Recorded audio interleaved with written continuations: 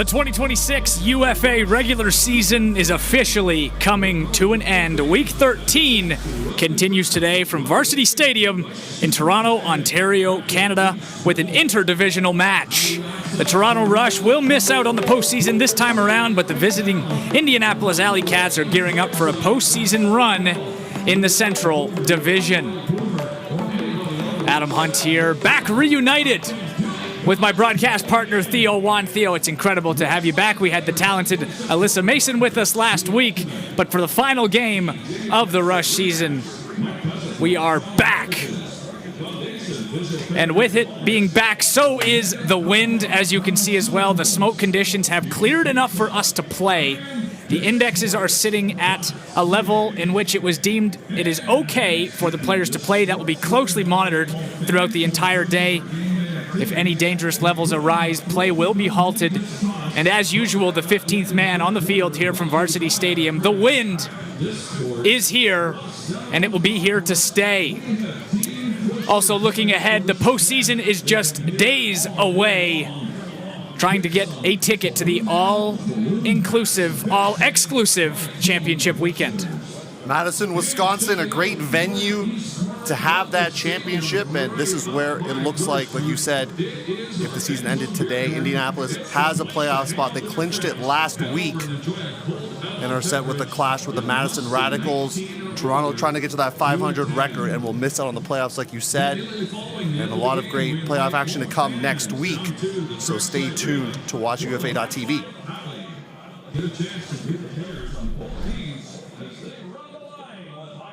Last time out for the Toronto Rush, they welcomed the New York Empire in what was a high-scoring affair, but in the end, the quality of one of the very best teams that the UFA has to offer came through in the end. The Empire take down the Toronto Rush once again. It was just a fantastic display from all of the big names that we've come to expect, including this catch from Don DiMari. Took home player of the match as well, and not before filling the stat sheet in every possible category. The speedy Alex Davis as well, able to turn on the Jets and show off why he is one of the most dangerous deep threats in the league. Toronto had multiple short field turnovers that did them in. They did have a gut of breaks in the second quarter to try to make things close, but New York's prowess took over, and Podnar, who just throws that pass right here, had a great game as well. Is looking for more of that here today. He's someone that Indianapolis is certainly keying on as a big defender they have to watch out for. Plenty of different tools in the Podnar toolbox. That being said, we'll take a look now at our player to watch for the Indianapolis AlleyCats. A breakout season for Elliot Hawkins this year. The University of Colorado Mama Bird product, can slice and dice you with his throws, can also beat you with the legs as well. Of course, we'd be remiss if we didn't mention his 15 assists, a franchise record against Chicago in May, 2 shy of the all-time record held by Cole Sullivan of Jacksonville. He's a college player who's going to be a key cornerstone of this Indianapolis offense here today and for years to come. A stunning 47 assists on the season, but also leads the team in receiving yards as well, coming up on the 2,700 mark, as well as coming close to 5,000 total yards of offense for the season. And a man that will hope to keep the offensive pace going, Arav Segal, another man having a breakout year with his first real run as the O-line handler.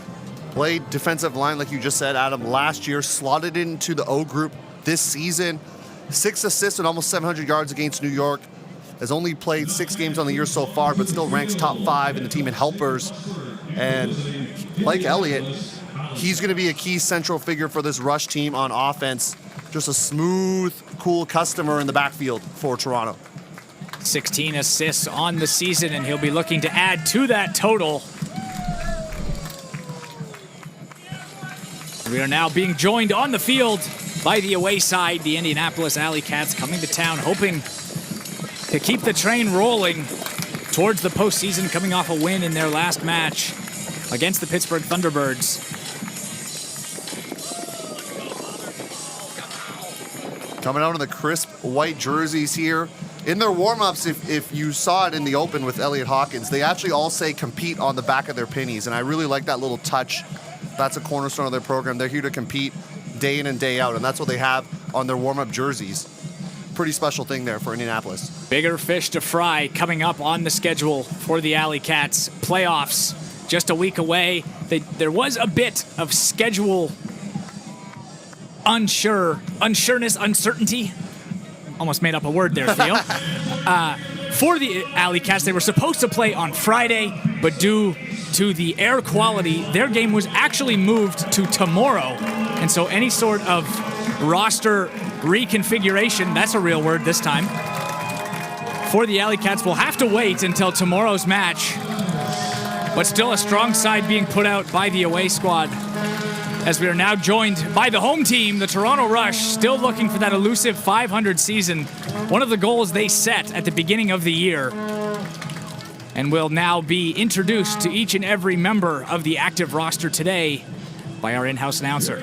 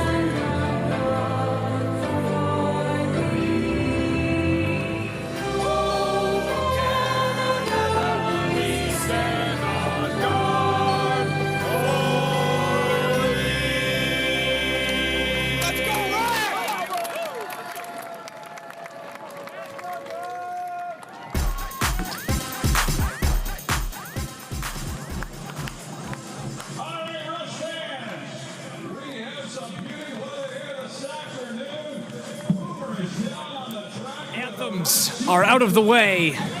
Just need the coin toss and the opening pull to get us underway here from Varsity Stadium in Toronto.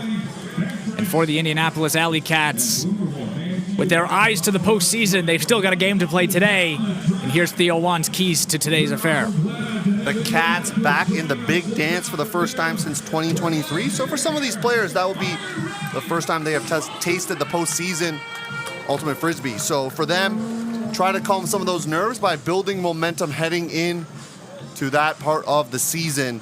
And it starts here today and continues with their matchup against Pittsburgh in Pittsburgh. And number 2, they're missing some players. Canadian Kai Creed not in the house. William Wettengale not here. Sofiane Bontemps, one of their top scorers. Big handler Jonathan Mast also not listed on the roster. So they're going to have to let some of those other players shine and build into that same thing first key, momentum into the postseason. And of course, the home side, while their playoff dreams will not be realized for this season, still have a shot at a 500 season. Looking for that first-time 500 record since 2019. And for them, number 1, you got to enjoy the finale. This is the last time the 2026 edition of the Rush will play together. Some pieces will come in next year, some perhaps will depart. And so this is the last time you get to play with this edition of the squad. So go out, give the fans a show. That's number 1. And number 2, from a schematic perspective, they do have to apply a lot of pressure with their deep defense. Indy is 4th in the league in completed hucks. Toronto struggled in this area against New York, torched in that area of the field. When they held close with Montreal the game prior, they did hold Montreal to under 50% in that category. So they're looking to own the skies here today.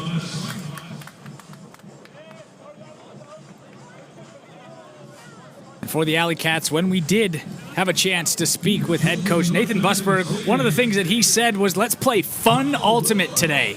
Toronto Rush, a very speedy side, lots of defensive pressure. He's hoping that his squad is able to just open things up and let it flow. When you talk about speed, you look at their offensive line and a couple players who have been big revelations. One specifically, Spencer Dillon. He's some of that multiple teams, when we speak to them before the game, they talk about him as a key cog along with Marty Gallant as well. And then, of course, Max Petnuzzo in the backfield. He's a spark plug for this Toronto team. And those are some players that they listed as, we have to stop those athletes if we're going to have success here today. And for the Rush, obviously a big body to contend with in the form of number 23, Elliot Hawkins for the AlleyCats. And in your mind, Theo, what is the key to limiting his effect on today's game?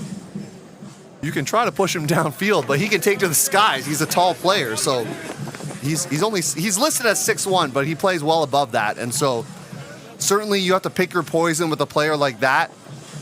15 assists, he's probably not going to have that today, but you're certainly hoping he doesn't get to 6'7", and he's really cooking right now. Without Jonathan Mast, he's going to have to take up a bigger load on the offense, and same thing with his brother Carter Hawkins as well. There's actually 3 Hawkins on this team. Spencer, late addition, wasn't sure if he was going to dress. He is currently on the roster, dressed, and he is in the lineup. So 3 Hawkins brothers out here in Toronto. Spencer Hawkins, the oldest of the trio, a late addition to the game day roster. We'll keep an eye out for number 99. And we are underway here in Toronto. Opening pull. Then by Evan Bembanista goes through the far sideline. So it'll be AlleyCats with the first possession in the white uniforms, moving from the right side of your screen to the left, while the Rush in the red looking to defend from the left side. As early on, it's Rowan Jameson with a block. Already trying to test the wind are the visitors. Well, like they said, a double team right away, got the roller pole, what they wanted from the start of this game. Podnar contending with the wind. Now it's a jump ball. Kamire and Spencer Dillon. Looks like he stayed in bounds and then finds Podnar. What a play to open things for the Rush. Spencer Dillon, a Superman-like dive through the sideline and hits the open target in Justin Podnar in the end zone. The confusion led to this play. Look at that athletic grab from Spencer Dillon. Normally playing offensive line out here on defense, and no one was covering Podnar because they weren't sure if the disc was even in bounds. So a bit of confusion. Indianapolis pays for it as they give up the first break of the game, and their offensive line jogging back to the field. So they're going to remain on the pitch right now. The Cats O-line. We haven't mentioned this person's name. Number 3, Cam Brock, a legend of this sport and this league. certainly he's going to be involved in the cutter space for them. So keep an eye also out for number 3. 1,000 career scores in regular season play here in the UFA. That's 3. Not a typo, right? 1,000, that's not a typo? Not a typo. Confirmed. That's an insane number. Longevity and talent. For number 3 for the AlleyCats, Cam Brock.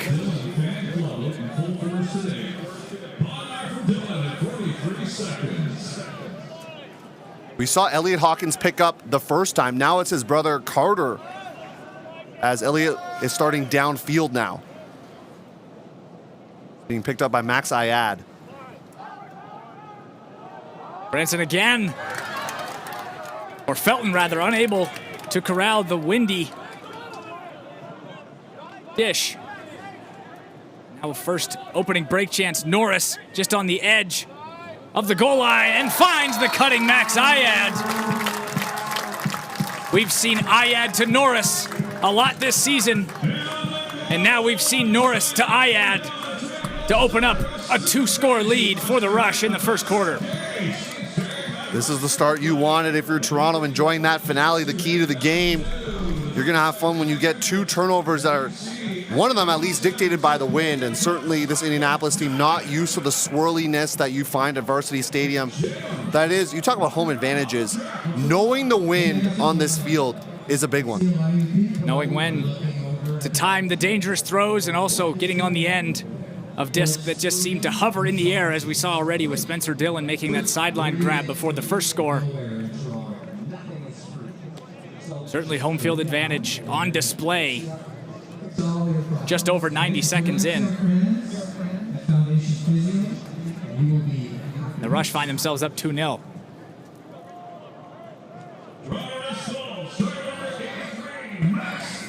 Blaylock finds Ingham, who has to throw himself to the ground to keep it alive. This is the Indianapolis D-line out there right now. Didn't want to run their O group for a 3rd point in a row.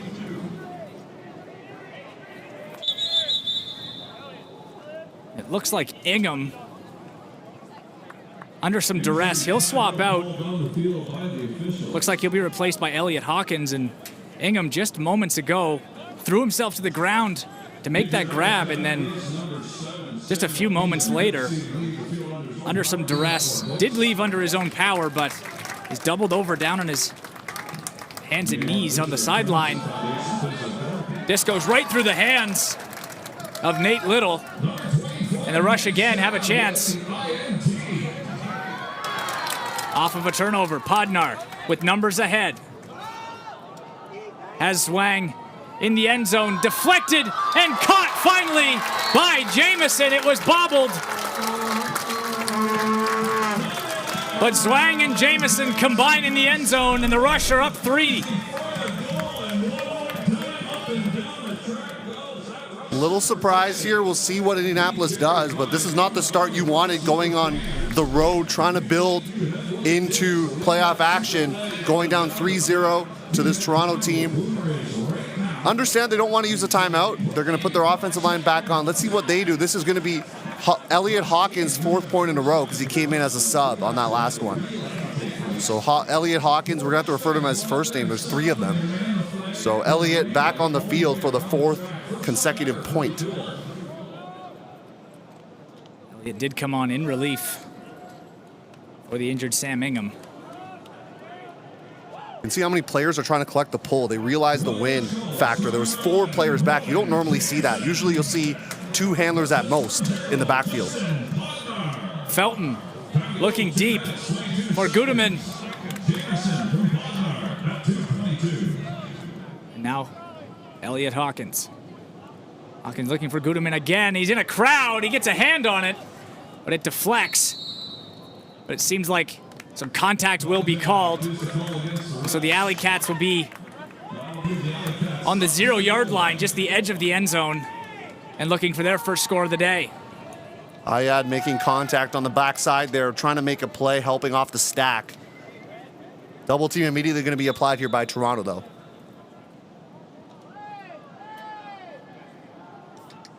And just like that, the AlleyCats take advantage of the penalty. And they find themselves on the board for the first time today. Seth Gudeman,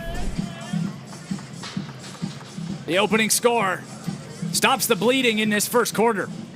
Leading score for the Cats. Give that man 30 goals on the year. The captain of this team, a big driving force in the cutter space. And you could even see on that throw from Carter Hawkins, it rose a little bit. That wind still, they got to continue to adjust, because even that throw earlier, they were bailed out by that Ayad foul. They also didn't really understand the wind and place the throw where they wanted. So that also skipped on Carter Hawkins. So this O-line going to have to dial things in as they see their D group go to work here. Their first appearance on defense. For those at home, the wind is moving from the right side of the field to the left. And so for this possession, the Rush will be throwing against the wind. As the pull, difficult to bring in. Both Polaz and Petnuzzo unable to stop it from rolling through the end zone. Petnuzzo now dealing with a double. Finds Polaz. Yeah, they're still in Callahan country right now. Got to get out. Dangerous place to be. Arav Segal. Now for Polaz. Turner, it may rise on him, but that's a big body. Able to go up and claim it. Currently going upwind right now. You see those throws rising from these Toronto handlers. Turner for Gallant. Gallant's first touches of the day.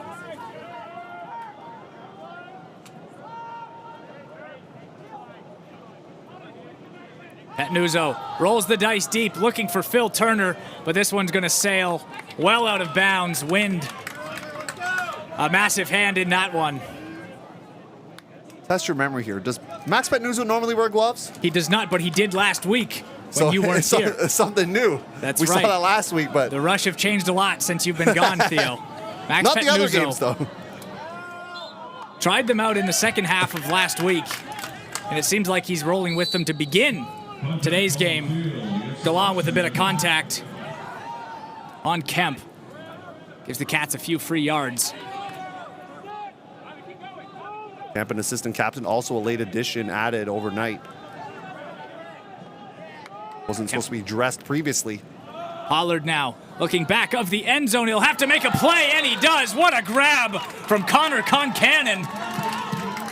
Contends with the wind, and with the airtime, goes up with one hand, and it's back to a one-score game. We got to watch this replay again. I don't think people at home realize how difficult this catch is. He has to deal with Petnuzzo coming in, as well as the line has to reach backwards with his right hand, and the wind playing a factor. That's a top-tier catch there from Concannon. He's going to get back on. Hey, your reward is you're back on the field. Get us another break, says the coaching staff. Concannon, just his third goal of the season, but it was a beauty. Getting himself some extra run as well, back out with the D-line. Toronto offense, we see at times in that New York game where the D-line would just go on if they got broken, especially towards the middle, latter parts of the game. But right now, their O-line is going to remain on the pitch. You're a soccer guy, right? I can say pitch? You can say pitch. Top of the table, you know?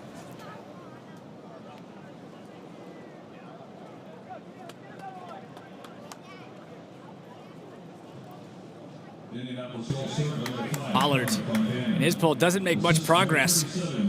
But it sets up the same thing Toronto did to Indy to start this game, that exact spot on the field. Now going with the wind, it was bobbled by McRae, but Segal keeps it alive. Podnar now trying to lead Jamison, opts to hold on to it. Resets with Petnuzzo and gets it back quickly. Podnar. Petnuzzo again combining. Petnuzzo looking for Segal. We expected Segal to have his hand in throwing some assists in the early going, but he's on the receiving end that time, and the Rush are back up by 2. He just bullied himself into that open side space. Worked his way through, said, I'm going to get that disc on the backhand side. Did just that. University of Toronto star jogging out the field now, and you like to see the confidence from the coaching staff, Jimmy Millage, Travis Puckrin, going with that same group with a couple people joining them as well in Podnar and Jamison, but a lot of the same personnel, and they go out and get the clean hold to stop the Indianapolis run. Nearly derailed by an early bobble thanks to some wind interference. Had the wind at their back this time, and as will Indianapolis as they head back, looking to bring it back to within one. I expect Bevan Manisa to do the exact roller pull that we saw from Indianapolis. That is just a low pull to the middle of the field. I'm not sure if that's what they want to dial up. Gives Indianapolis their flow in the offense.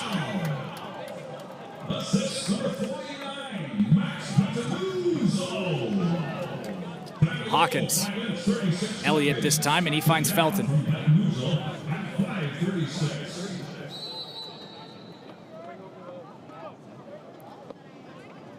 So some contact being called, but it looks like the integrity rule will come in. Felton rejects the extra yards, gets a little slap on the hands from Podnar. And now he throws a beauty looking deep for Gudeman, but it's over his head. Gudeman had a step deep on Kelsey Mullaney, but overshot by Jake Felton. Now the Rush will take over at the edge of their own end zone. In the hands of the veteran Luke Camire. Camire looking to find Zwang, and that nearly went home with a fan. Free souvenir.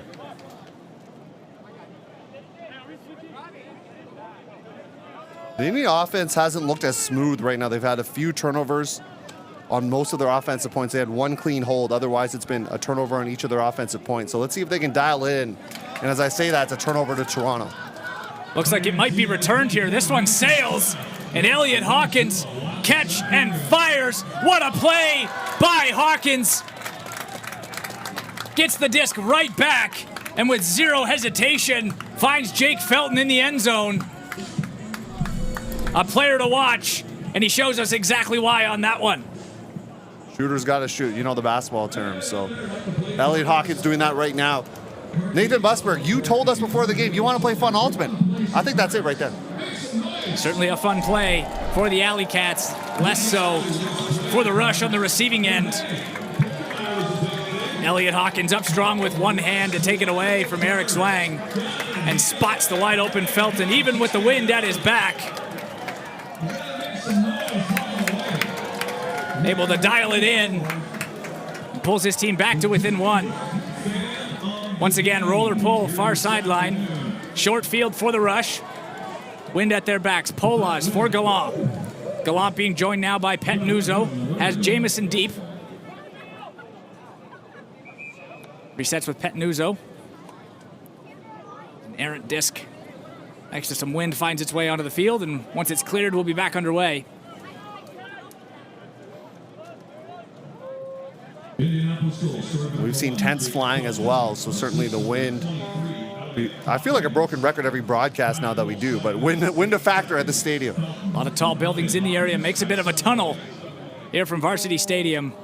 The 15th man on the field, as you coined earlier today, Theo. Kind of bluffed a double team there and then settled into person defense, did Indy.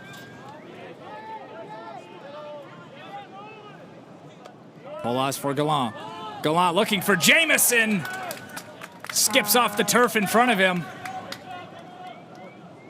Has to send it low with the wind playing tricks.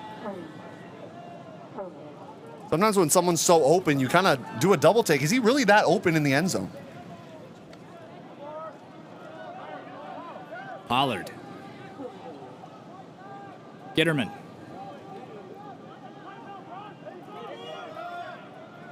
Branson. No indication there's going to be a timeout here from Indy as their offense stalled a little bit there. Intended for Connor Concannon, and he dove out for it and immediately starts holding his right shoulder. That was the shoulder that made first contact with the ground. We'll see if it's a get up and shake it off type of injury or if it's one that's a little more serious. Connor Concannon getting a chance for some extended play, and he's not moving his right arm too much. I'm no doctor, but it doesn't look great. Holding up in the collarbone area.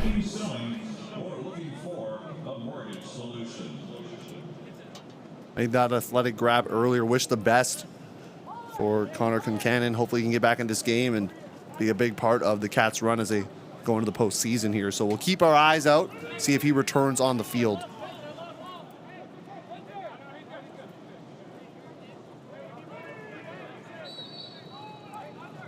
Seth Gudeman coming in his stead right now for Indianapolis. Petnuzzo looking for McCray. Will he stay in bounds? He's able to. On the tips of his toes, Owen McCray. Or Keith McCray, rather, excuse me. Hey, you're combining two players. That's okay. Maybe combine the prowess of Owen Robinson and Keith McCray into one player. Got the handler and then the cutter combo.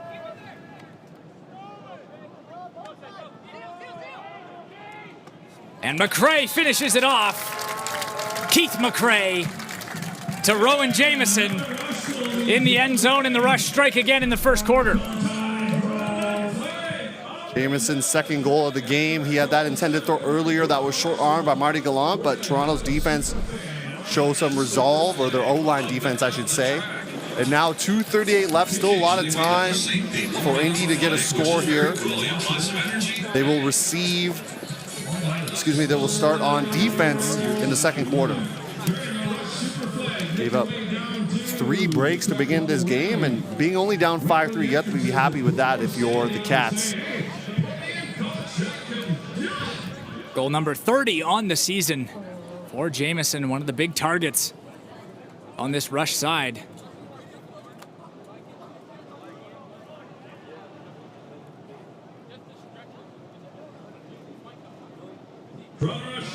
Felton lets this one glide into the end zone.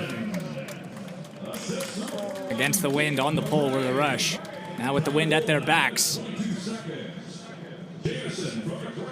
Indianapolis will take over in the hands of Carter Hawkins. Isaiah Maxett-Kelly drawing the Elliott Hawkins matchup. He is number 1 in the horizontal stack right now, going deep right away. Hawkins with a step, but there's company with Turcotte, who will win the race. It's Elliott Hawkins up strong with a right hand. Once again, athleticism on full display. Take a look one more time. We said Elliott Hawkins is a shooter. We talked about the 15 assists, but he can also go up and get it. And how many times have Carter and Elliott done that? Maybe not in the backyard, but on a field somewhere in Kentucky.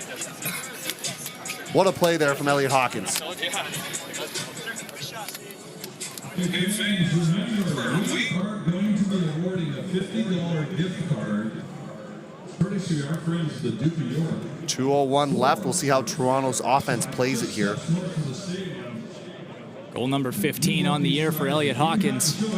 On the receiving end this time from his brother Carter. Assist number 10 on the year for him. Or excuse me, 11. Short field, not able to hit the sideline. The other defense responds.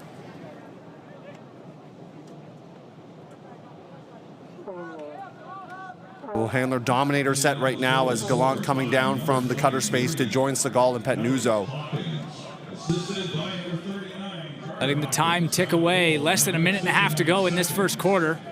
Rush currently lead 5-4 in search of win number 6 on the season to solidify their 500 effort. Petnuzzo taking his time, but stall count rising inside for Podnar. And it's Max Petnuzzo to Justin Podnar. 1:08 to go. Rush back up by 2. Beating Nate Little to the open side. And when you have that handler, dominator to look, often you can lull some of those cutter defenders to sleep because those cutters aren't really doing much. Perhaps you saw that there with Nate Little because you're taught at an early age in Ultimate, do not get beat to the open side of the field. They were forcing flick. That's the side you do not want Justin Podnar to get free on.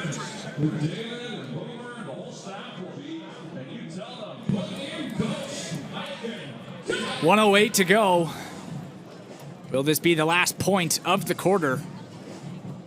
with Indy giving the disc back to Toronto for quarter number 2. They are able to shave it to within 1. 68 seconds remain. If you're Indy, that's what you want. You don't want to give Toronto another offensive chance. You saw how quick they worked on that last possession, because you can get kind of a break, so to speak, if you can hold them here. And Nathan Scher, full extension like we've seen many times this year, comes up with the block. A diving effort. And now the script has been flipped. The Rush will look to strike again before receiving the disc to open quarter number 2. We have Podnar on the field, who has the disc currently. Look to have Bembanista open momentarily. He'll go for Turner this time, and it's turned away. Short time to work for Indy, 25 and counting.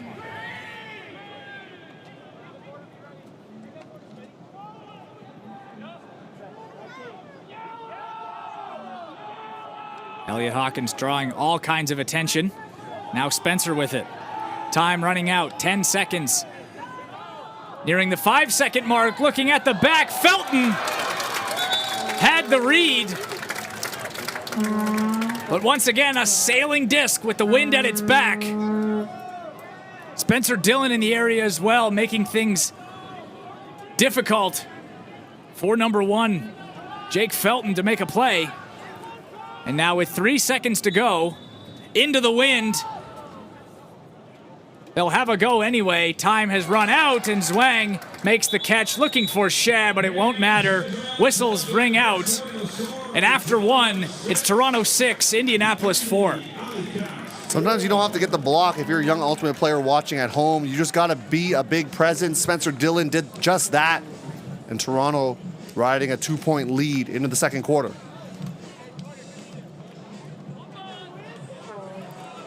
We'll take a look now at our stats following our first quarter of play. Toronto, you see the D-line conversion, 3 for 7. They got those 3 early and have ridden that momentum so far into this 2-point advantage. And if you're Indianapolis, you want some more D chances. Only 2 so far in this game. You got to generate more with your defense.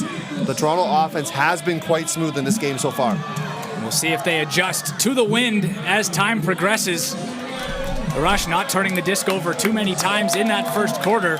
If we take a look back at some of the action, opening point, it was Spencer Dillon making a wild grab on the sideline and finds the sneaky Justin Podnar. And then the D-line companions, Harry Norris finds Max Ayad. Little barbecue backhand, so to speak, there from Norris. And here we see Segal just bullying. We already mentioned this, bullying into the open side space for a hold. We see the wind continuing to affect things, both sides of the disc, and a block from Elliot Hawkins immediately into a hammer to Felton. And good sportsmanship there from Felton, checking on Podnar, who had made the bid. And we see Elliot, hey, he can throw it. He can also rise to the skies. The name Hawkins has rang out many times already in that first quarter. We saw Carter connecting with Elliott, as well as Elliot Hawkins, number 23, our player to watch for today's game, having his fingerprints all over that first quarter. But in the end, after 12 minutes of play, the Rush leads 6-4.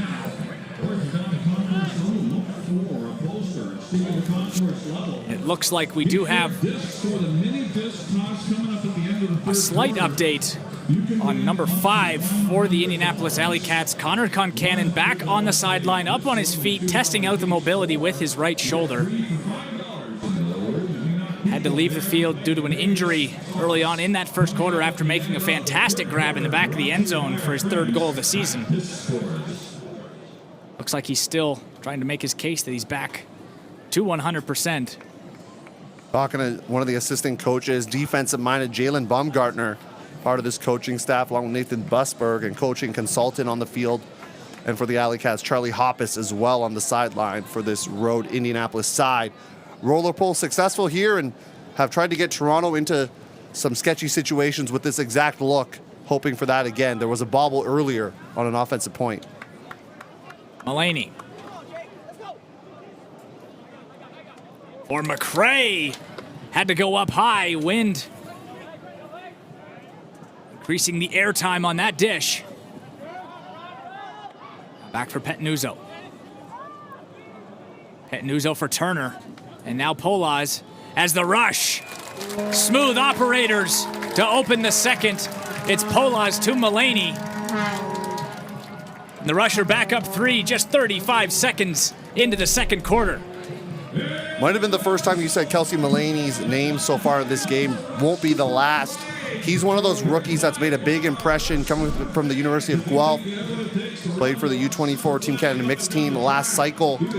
He is someone that has injected a lot of that youthful energy into this Toronto side. A big body, athletic, has shown off his speed many times throughout the year. He's on the receiving end this time of the dish from Ryan Polaz.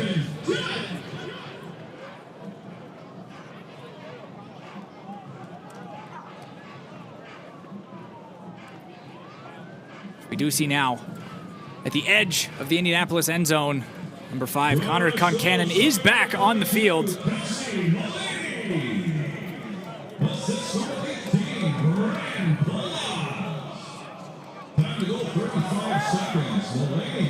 Amire just inches away from a Callahan there. I apologize, Concannon not on the field currently, but he is up along the sideline waiting for the all clear. Looks like he's potentially ready to enter back play. Jake Felton now looking deep. This time it's Carter Hawkins. 2 hands for safety. And the visitors are on the board in the second quarter.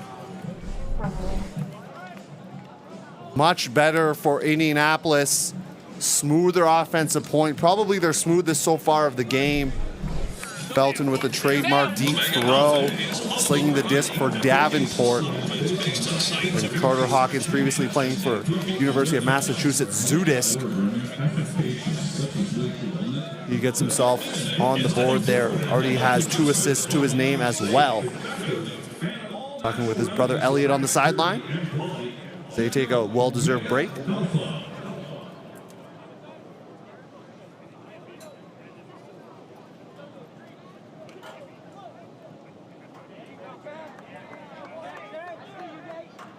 Pollard going with a deeper pull this time, trying to put Toronto in a bit more trouble.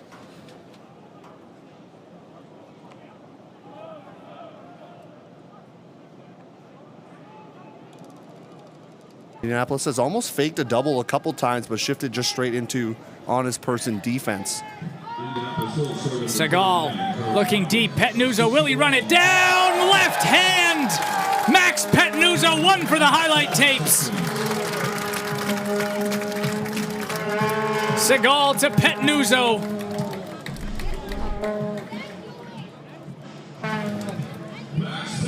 There's not much you can do if you're Indianapolis. That is a picture-perfect throw from Segal to a receiver he trusts in Petnuzzo.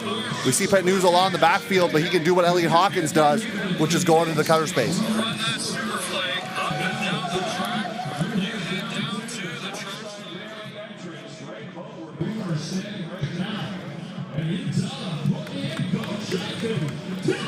Petnuzzo leads the team in assists with 33 heading into this matchup. He's only played 8 games so far, so imagine they had him for the full year, what his stat line would have been. One of the breakout stars of the UFA this season, turning some heads, is the first-year UFA pro.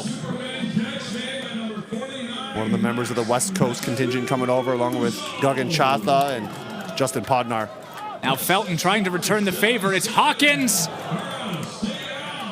Bit of a bobble towards the end zone, possibly trying to milk it to the end zone, but thought he had to make the grab at the last minute. It falls to the turf.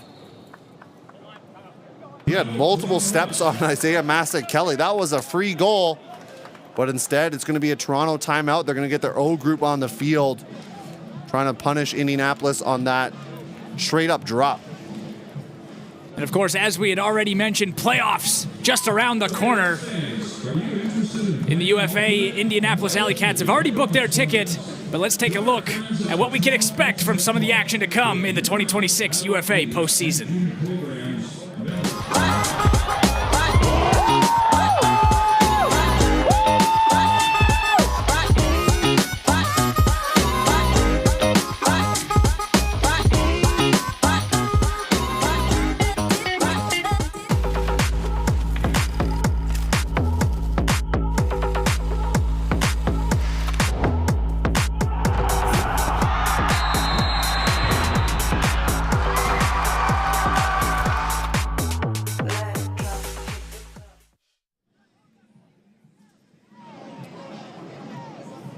Coaches for the Rush talking over some strategy, currently holding a 3-goal lead over the Indianapolis AlleyCats.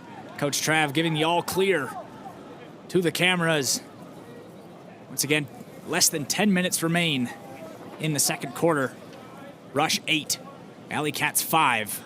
Here from Varsity Stadium in Toronto, Ontario. Thank you so much again for joining us. Adam Hunt alongside Theo Wan on WatchUFA.tv and on YouTube with CBC Sports. Kemp got his hands there. Indianapolis continuing with that nice grab from Pollard. Pollard now back with it. Had Branson momentarily unable to find him.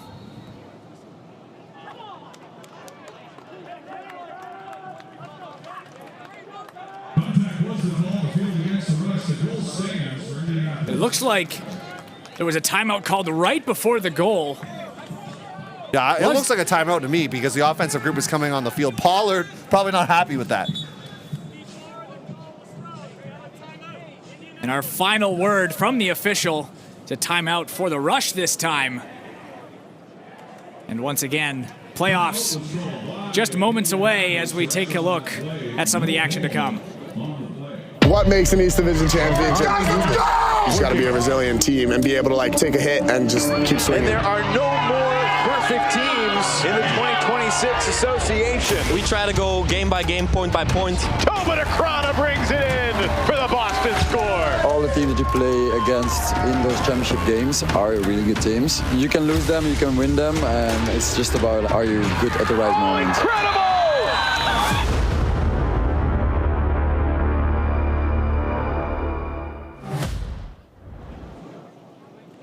Following the Indy timeout, rather, they were the ones with possession. And right off the resumption of play, it's Hawkins finding Jeremiah Branson.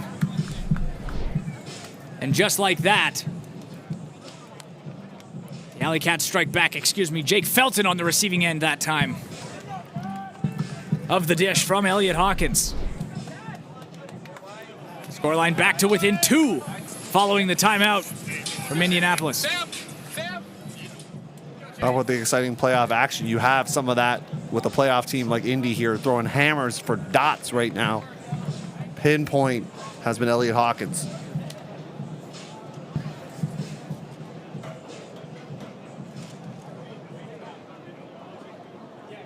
Pollard's playing every D point, it looks like, for Indy, and is their main puller. And we knew coming into this game, Coach Busberg did mention that. Pollard needs to have a good pulling game. We're going to see if that holds true right now. This one hanging for a while. Great hang time.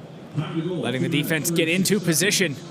Does the pull from Pollard, and now Polaz and McCray are running roughshod down the near sideline. Massive yardage gained by the 2 veterans.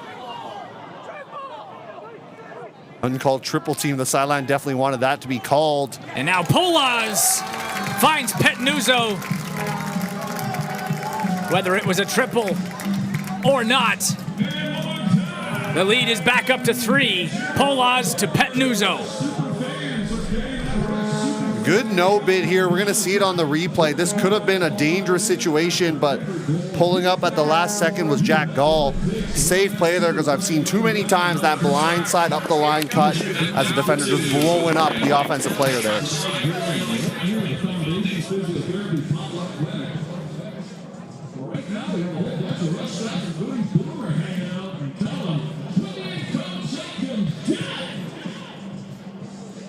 Speaking of the Foundation Physiotherapy pop-up clinic, Theodore and Phil are now there working on some people and help massages. That's awesome. Check out folks, Foundation Physiotherapy and Wellness. Max Ayad waiting for the all clear. And his pull into the wind. Not quite the same airtime as we saw from Pollard. With it going out of bounds, the Rush do get a chance to get into position, but it might not matter. Felton looking deep for Gudeman, and it was Shea with the last touch. Tough catch to try to make in double coverage like that for any receiver, and having the athletic Shea coming down on you, that's always going to make you rethink how you attack the disc. Ayad takes a bump, but he'll be called for a travel instead. So even though after the drop brought them to the edge of the end zone, Ayad's footwork will put them back inside their own territory. Dangerous ball sent, but it's Jamison who reads it perfectly, and now he's looking for Podnar. He's alone for now, but with the airtime, he'll be joined by all kinds of company. It won't matter. Justin Podnar, a Statue of Liberty-like effort with the right hand, and he finds Spencer Dillon. A play we should almost come to expect from the Rush superstar. Justin Podnar does it again.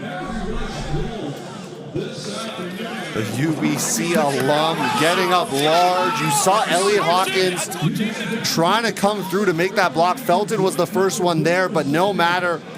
Two defenders on his back, and Podnar gets up large. And now Toronto opening up their largest lead of the game at 4, up 10-6 with 8 to go. Ayad again with the pull. Wind at his back this time. Plenty of airtime, and it makes its way towards the back of the end zone. Gitterman finds Branson. Pass will skip away, but Branson ultimately runs it down. Harry Norris closing fast, looking for the second Callahan of the Rush's season. This is a D group plus Elliot Hawkins right now for Indy. Batted away by Adam Turcotte, able to close the space on Connor Blaylock.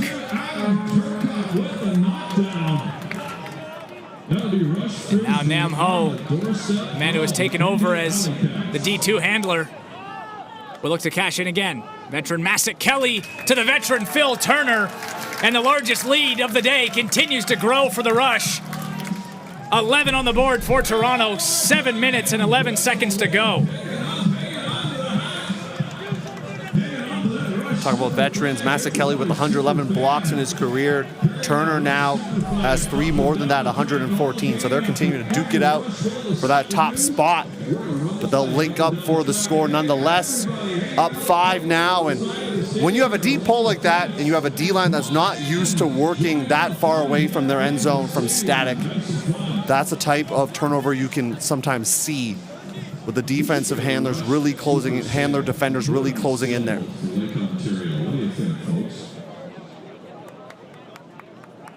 We did see Indy bounce back after giving up 3 breaks. They were able to get a break there in the first quarter after getting their first clean hold of the game. They're certainly hoping for a similar recipe right now.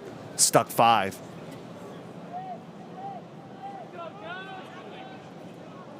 Hawkins, this time Carter.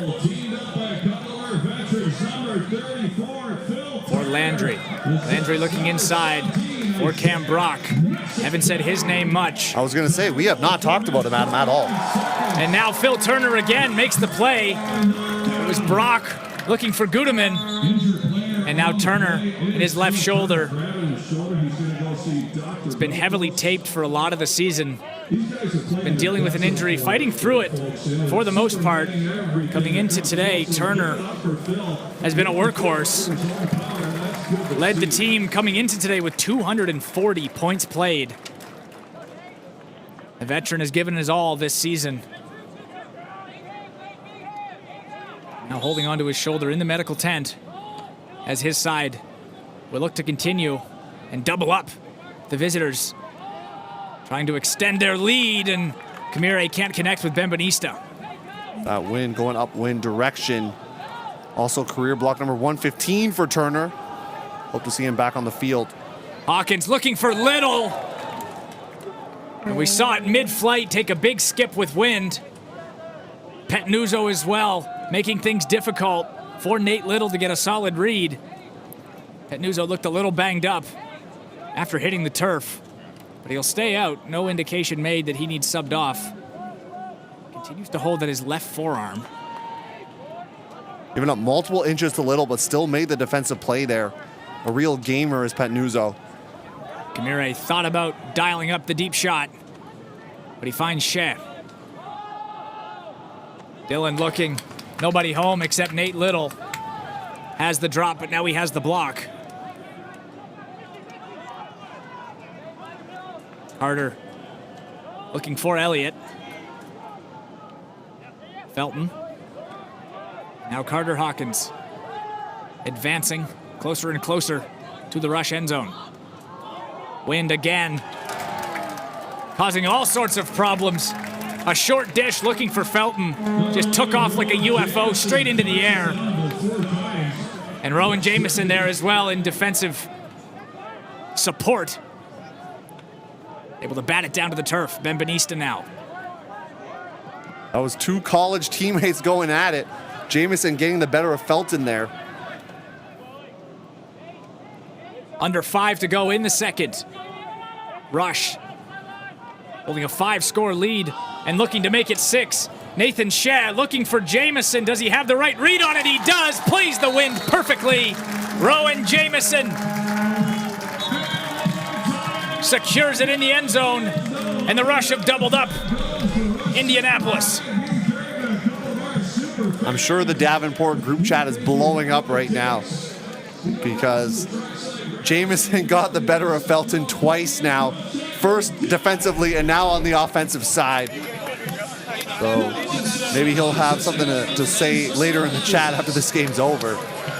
But little fun wrinkle to this contest. Certainly not fun right now if you're Indianapolis, down 6 with 4:45 left. You see the D-line dog chain coming out for Rowan Jamieson. Well, when you make a play like that, you're going to get it.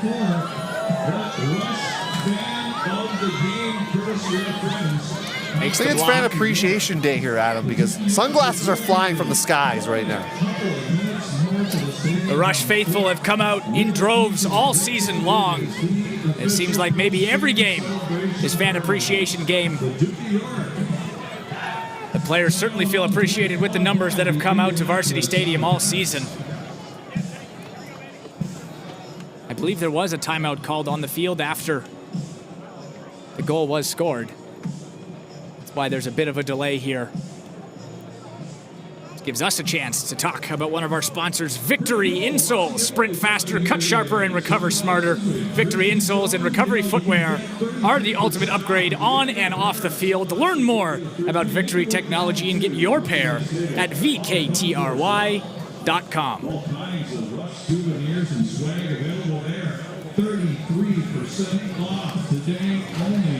4:45 to go in the second.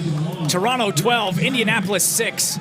A picture-perfect start for the home side, using their familiarity and their comfort level with the wind, which has plagued most of this first half. But when you've had it now for what is 6 home games through the season, the home side has adjusted, and the Rush are looking strong here in this first half. They're trying to get to 500 for the first time since 2019, so we're not counting the Canada Cup season. So they have a lot to play for right now. They've come in with a little more urgency, it feels like, than this Indianapolis side right now, and certainly the scoreline reflects that sentiment. Really want to see Cam Brock get more involved, Adam. We have not said his name very much at all. Ayad doesn't have the play. Pass intended for Gudeman, and ultimately it'll be Podnar credited with the block. Ayad showing more and more of his offensive prowess on break chances. Already found the end zone once already today. Dillon floats one for Masik Kelly. Veteran runs it down and fires immediately. Ayad, his second of the day. Masik Kelly to Max Ayad. The veteran defensive anchor finds the young upstart who has turned many heads this season with his strong D-line play.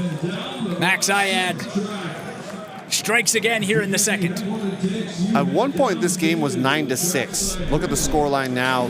It's been a big run from Toronto, a string of 4 breaks in a row. Indianapolis did call timeout, trying to settle things to no avail because they bled another break just now with their offensive line grouping.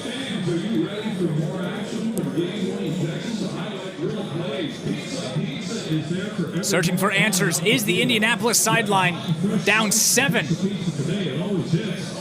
So we had mentioned it when it was up to 10-6. 4 was the new largest lead of the day for Toronto, and we keep saying it again as they add more and more to their tally in this first half. 3 minutes and 45 seconds remain.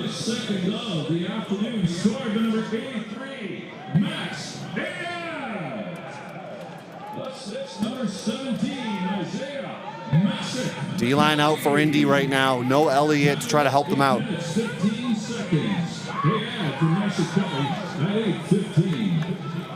David Cox looking deep over Ayad, but also over Jason Kemp. Now with time ticking away, approaching 3 minutes to go in the second, the Rush yet again will have a chance to add to their lead. Turner able to shift himself away from Branson, and now he looks deep for Podnar. Podnar loves these one-on-one chances, and he makes another grab. Are you kidding me? Justin Podnar, and he finds Eric Swang. Play after play in this first half. The big body of Justin Podnar on full display. When it was announced that he was going to be signing with the Rush, everyone was excited because we know what the open field could be for someone with the play style of Justin Podnar. He had 2 players. He'll flip it to Eric Zwang. And Toronto really out to the races here. And Podnar has just showcased the depth of his skills, defense, offense, everywhere on the field. Right after making that play, back out again for a D-line possession. Your reward, Justin Podnar, more ultimate. You got to be out on the field again. Hey, listen, I'm looking for 4 people that want to be part of that outline show. Okay?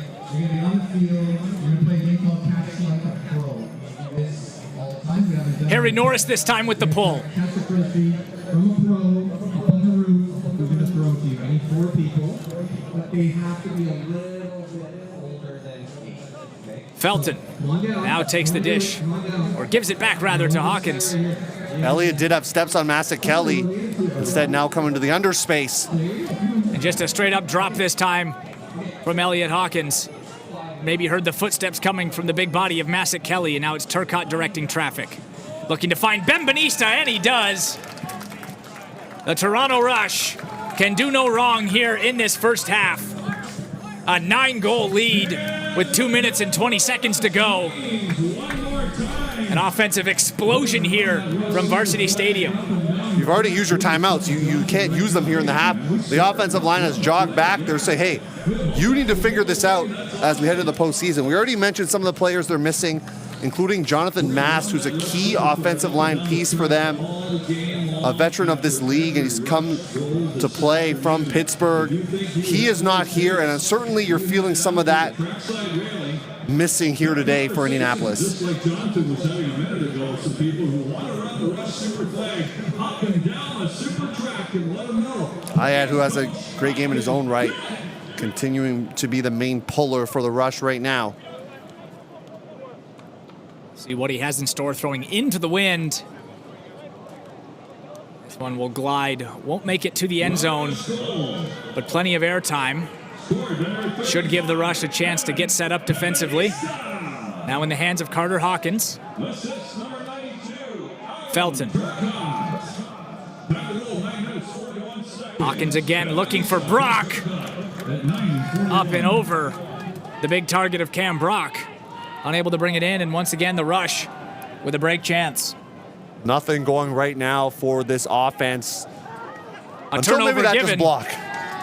The commentator's curse strikes, and a quick turnover by Dillon is quickly punished by the Indianapolis AlleyCats. Finally halt the run. Find themselves back on the board. Gudeman maybe trying to fire up the team with a gigantic spike after that goal. You are down by a lot. Normally you don't see people celebrating like that. Perhaps he's just trying to inject some life into this Indianapolis side right now. Number 42, Avi Gitterman as well, trying to pump up his side as the D-line takes to the field. Certainly plenty of ultimate left to be played. Just 1 minute and 43 seconds remain here in the second quarter, but an entire half to go. The halftime adjustments that could be made. The AlleyCats will look to scratch and claw their way back into this one with short time to work in the first half. Minute 30 and counting now as Pet Nuzzo will take it back to the center of the field to restart play. Marked by Blaylock. McCray. Or Gallant. Gallant now looking for Mulaney. He's open. It's deflected, and he catches it anyway. Hingham may have had a touch on it, but it won't matter. As quickly as they can get back onto the field, it's Gallant to Mulaney. And the avalanche continues here for the Rush. It's been that kind of day for the Cats, Adam. It was tipped. You're told to catch your D's. I don't think he could have. He was just trying to swipe it. And Mulaney still makes the grab for his second score of the day. And sometimes the bounces just don't fall your way. Have to try to get a score here, and then maybe they can squeeze out a break to try to reduce the lead, but this advantage certainly looking insurmountable right now.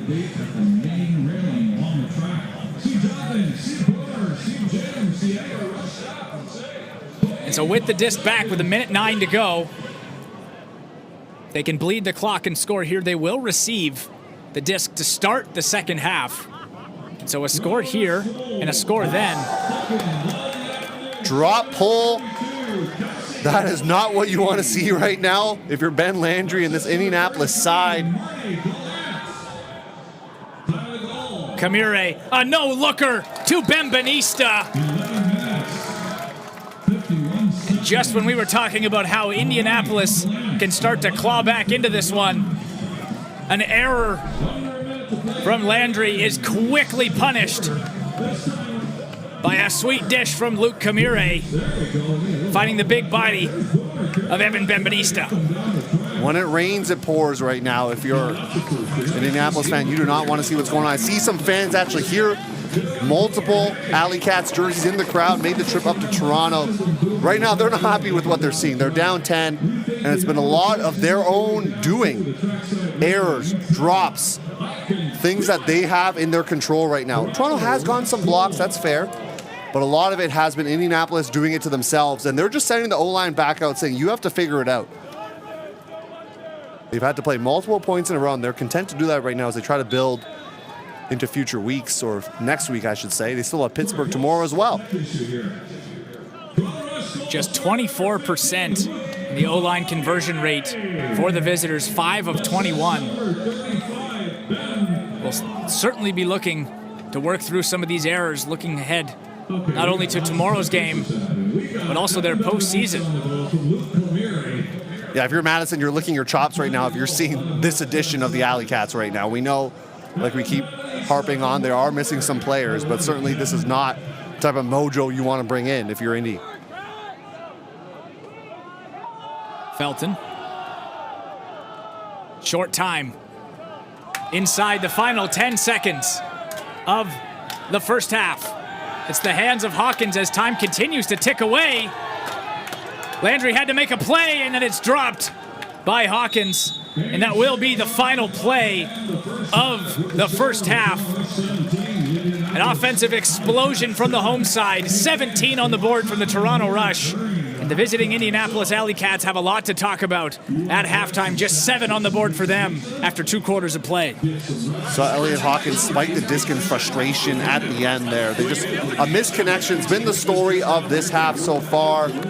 Toronto up 10 points. I don't think many people would have picked that scoreline to be the case here at half, but that's what we see here in Toronto. Fans feeling in on Fan Appreciation Night as Toronto up big.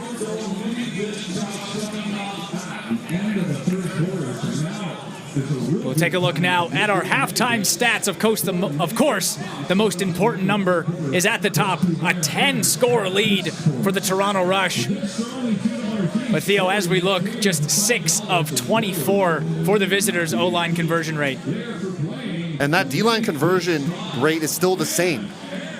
Toronto had all clean holds on offense when they came out, so they have not been able to generate pressure, and that's put a lot on their offensive line, who's missing some players like we said. As we take a look back here, second quarter, saw a bobble, but then caught by Jamison there. That was one. And certainly more to come here for Toronto, but when Indianapolis, that was their smoothest offensive point. They had some flow that was felt into Carter Hawkins, but it's in mostly Toronto, especially powered by that Max Petnuzzo layout grab. Just 3 scores on the board in that second quarter, as opposed to 11 from the Rush. And a big part of it was this man right there, Justin Podnar. 2 massive grabs in the later stages of that second quarter.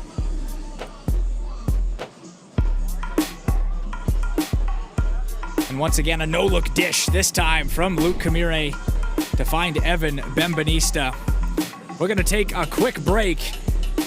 And once again, hoping to pique some of your interest towards the postseason, we'll take a look from around the league at some of the best plays in Week 12 of the UFA season. Don't go anywhere. Halftime coverage continues here on WatchUFA.tv and on YouTube with CBC Sports.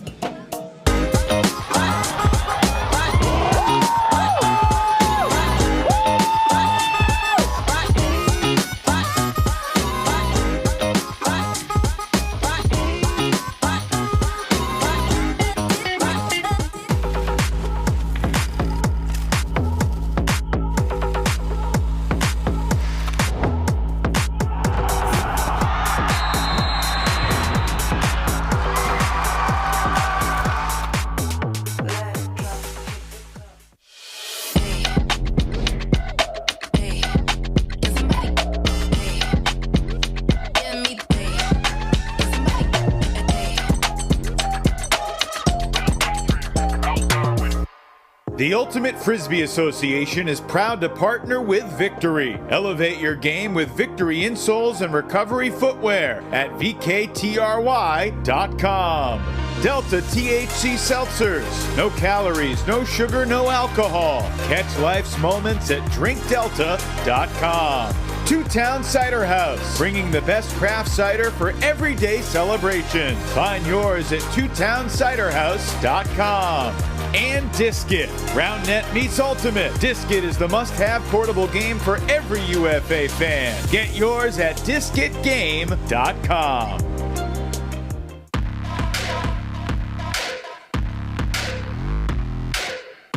Trying to confuse New York. Slowing down here. Cowan now unleashes the backhand forehand. The backhand puck deep, should say. And it's a big-time score from Damari, getting over the top of Greg Moreno. And the Union fans know that kind of play well. Second score of the game for Damari, and New York gets it back to a 5-goal lead. Nice celebration there with Matt LeBar.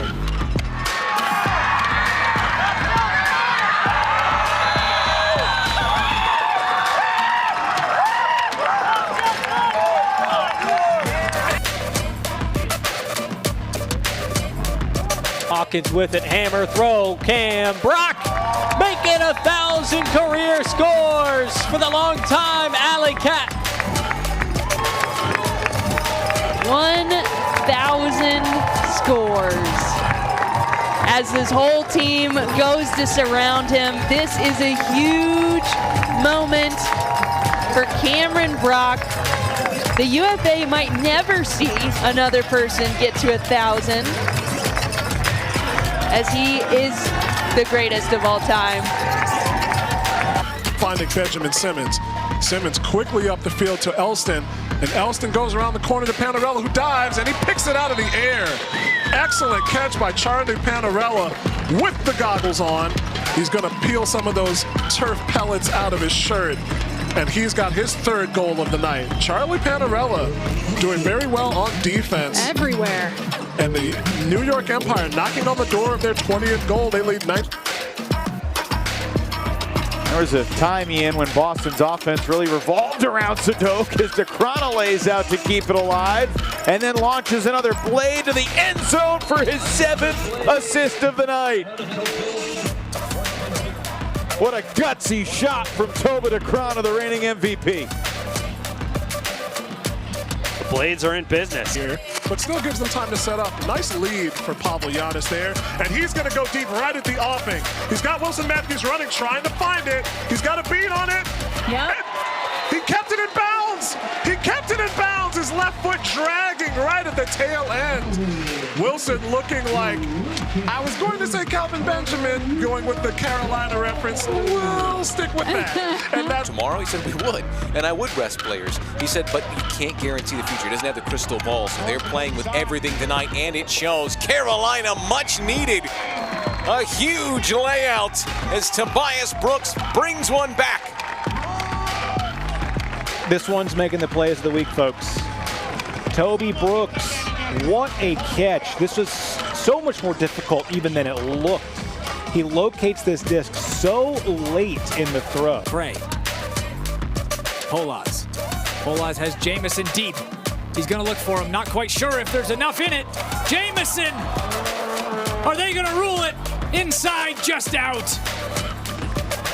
And now they'll be overruled again. Jamison with first touch and secures it and drags his foot.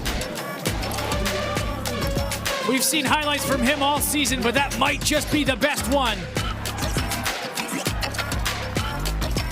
Near the sideline, tough catch. Edmonds keeps possession alive again and looks up line. Ben Sadok is open, and Edmonds may have just sealed the deal for a road win here in the Minnesota hometown.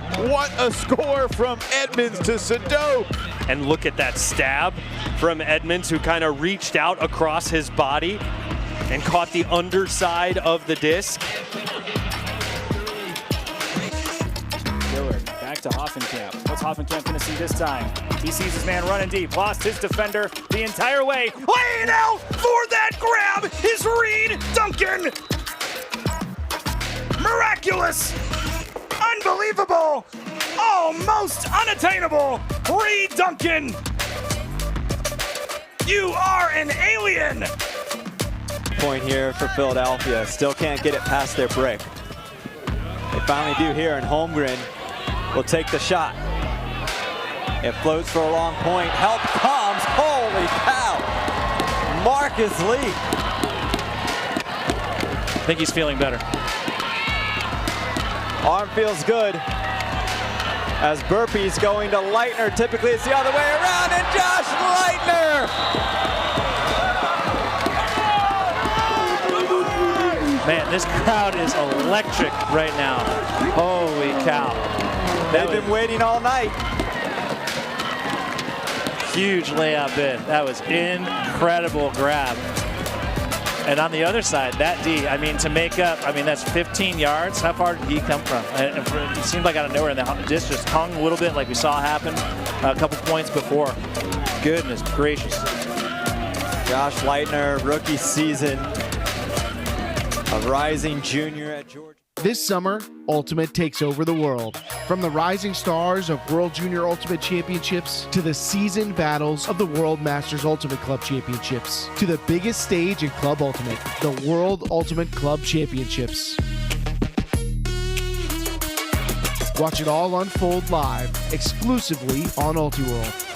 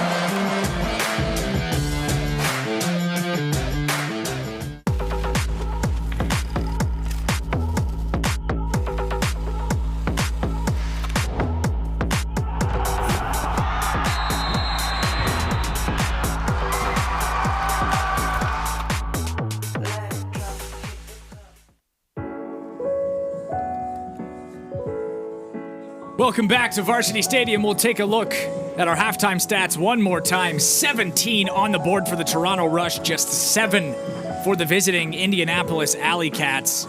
Again, no chance for D-line conversions for the visitors. All clean holds for the home side in that second quarter.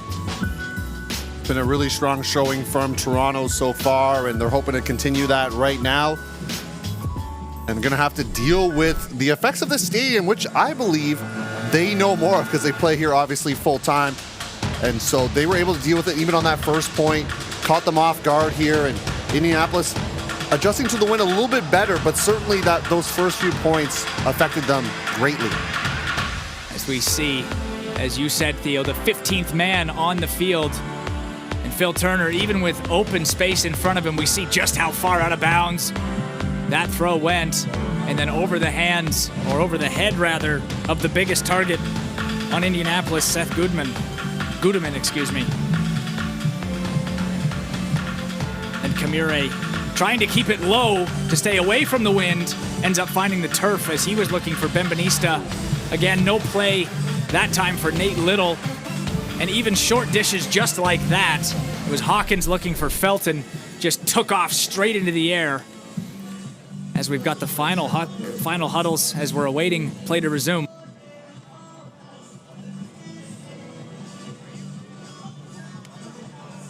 Rush once again trying to secure a 500 record. Currently sitting 5-6 on the year as we take a look ahead to the postseason as it sits right now. As you do see in the bottom left, Indianapolis have booked their ticket to the postseason but are hoping to improve the form as they head to the postseason. Did get a win against Madison, which jump-started their 3-game winning streak to put them into 5-5 because they were 2-5 at that point in the season. But certainly this is not the outing right now, as it stands, that you want to have build into championship weekend here. We got some strong teams. Oakland a contender, Minnesota, of course, Boston. That Boston-New York potential matchup in the East Championship will be fireworks. Atlanta, Carolina potentially in the South. A lot going on in this league, and certainly the next few weeks are going to be very exciting here in the UFA. And of course, we'll see just how exciting the next 2 quarters of action are here from Varsity Stadium. A 10-point margin as it sits right now. The Rush, with one of their best offensive halves of the season, putting on a show for the home crowd here, as they have many times. Stands are full here from Varsity Stadium.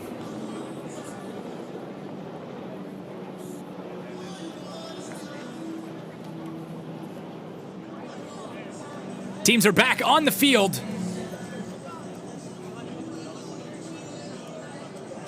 And once again, as we had mentioned right before the end of the half, it will be Indianapolis receiving the opening pull of the second half. Looks to be in the hands of Evan Benvenista, just how we got started in the first. A very focused discussion there with the defensive group, the coaching staff, every single defensive player and the bench players all locked in there for Indy. Perhaps they're just trying to inject some of that life. We see the fans clapping for them on this closest side to us, trying to usher in, trying to bring in some life to this squad right now. Searching for answers, and we'll see if they found any as the countdown continues, as we're waiting for the all clear to resume our second half of play here from Varsity Stadium. Adam Hunt and Theo Wan take you through the action here in the second half. Once again, we thank you, as we always do, for joining us here on WatchUFA.tv and on YouTube with CBC Sports. And we'll see what the second half brings as the pull from Benvenista falls into the hands of Ben Landry, and we're back underway. Felton looks to have Elliot Hawkins. Going to try to dial that connection in early, but the wind brings it 10 yards past the intended target. And just like we saw in the first half, we see again in the second, the visitors unable to adjust to the conditions. They'll try to create some conditions of their own with a double here on Nathan Shea. They're simply too far. Like, you have to hone in there. They don't get a lot of time in between halves to throw. And certainly you got to dial it in after having a whole first half of play. Miscue this time from the rush, and just like that, Seth Gudeman on the receiving end from Carter Hawkins. And while it wasn't exactly how they dialed it up, a hold is still a hold, whether it's dirty or clean. And the visitors strike first. Third goal for Gudeman, third assist there for Carter. And hey, now you just got to see a couple breaks come through. We mentioned this already, Adam, you brought it up. Clean holds for the Toronto O-line. They didn't have to go up much in the second quarter because they got so many breaks. But when they did appear on the pitch, they were perfect. So if you're Indy, you just want to just throw a little bit of pressure right now. Get them a little bit in trouble, get them out of kind of what they want to do.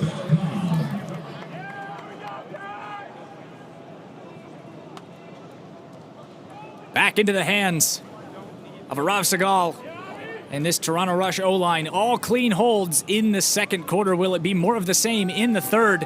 Looks like the wind will give us our answer, as it was David Cox with the final touch. And just like that, in a dangerous spot, with Pollard now looking inside, and just like that, a minute 18 off the clock and 2 on the board for the visitors.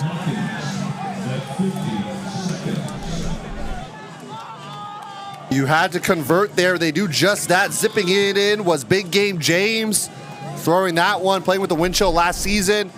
This defensive group, told by the sideline, they're all pointing, saying, you're staying back on. Let's get another one. Let's go on a little bit of a run here. Run it back for the AlleyCats, and they'll be hoping to do just that. You bring it to within 3 or 4 heading into the fourth, and you start to question things if you're Toronto. So that's what you're looking at if you're Indy. Just string together a few more here. See what happens. As we had said towards the end of the second quarter, and mentioned again at halftime, there's a reason that you play all 4 quarters. Anything can happen here in the UFA, as the pull from Pollard takes plenty of air time, as McCray brings it in and finds Segal. Now Gallant. Gallant has Petnuzzo. Petnuzzo now looking for the big body of Turner, but he's got company with Hawkins. It won't matter. Has the angle and has the bounce. Phil Turner up strong with his right. And the Rush strike back.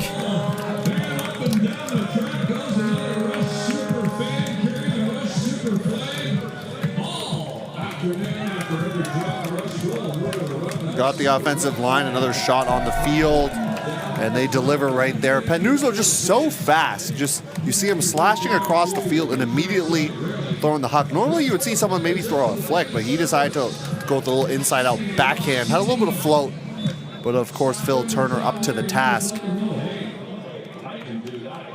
Ayad coming in, and someone's got to come off the field. They have 8 right now, and that's going to be Ayad jogging off. So Benvenista, who just threw him the disc, will now actually pull for the Rush. A lot of hungry players on the Rush sideline. They want to put 8 on the field. Everyone's trying to play and extend this lead, or at least in the immediate future, keep it where it is as Indianapolis take over. 15 yards past the edge of their end zone. With a bit of space to work now. Brock, will we finally call his name for the first time today? Open downfield. He finds Elliot Hawkins. Toronto was trying a snake in the grass, but Benvenista was not quick enough to try to get the block. And now Gudeman again on the receiving end from Hawkins. And in the early going, it looks as though the AlleyCats are back all on the same page. 3 quick scores in less than 3 full minutes played in the second quarter. They tried to hide Benvenista, like I mentioned, but the throw, I think, being a bit short actually helped them because it didn't allow Benvenista enough time to close onto Cam Brock. Gudeman will register his 4th goal to lead the team so far today. Rocking the stash, winking to the camera. Got the big C on the chest. He is the official captain of this team. They have a couple assistant captains as well, including Jason Kemp. But the full C is slotted on number 17, Seth Goodman. Coming from the, but you don't know this school, the Missouri University of Science and Technology. I graduated there. You graduated from there? I did Okay, not. okay. I did not. Stay in school, kids. Keith McRae. Now for Arav Segal. Petnuzzo with space, but still working inside their own end zone are the rush. Segal with the stall count rising. Forced to go back 10 yards. Might have been a foul downfield. Sounds like there was a pick called from the far side official. So give them back 10 yards. That will sail, but not out of the reach of Max Petnuzzo. He finds Gallant up the near sideline. Gallant drawing a double. Finds Petnuzzo. Segal with space and time. Thought about Turner, but finds Gallant again. Gallant just working his way more and more up that sideline, continuing to make space for himself with his wheels on full display. And he's got to close that open side right now. They're bleeding shots to this flick side of the field. I know they're trying to apply that double team, but they've worked it down the line a few times on this point so far. See again, Mullaney. Contact coming from Little, obviously not intentional. Tries to dive out to make a play, and his forward momentum carried him into the back of Kelsey Mullaney.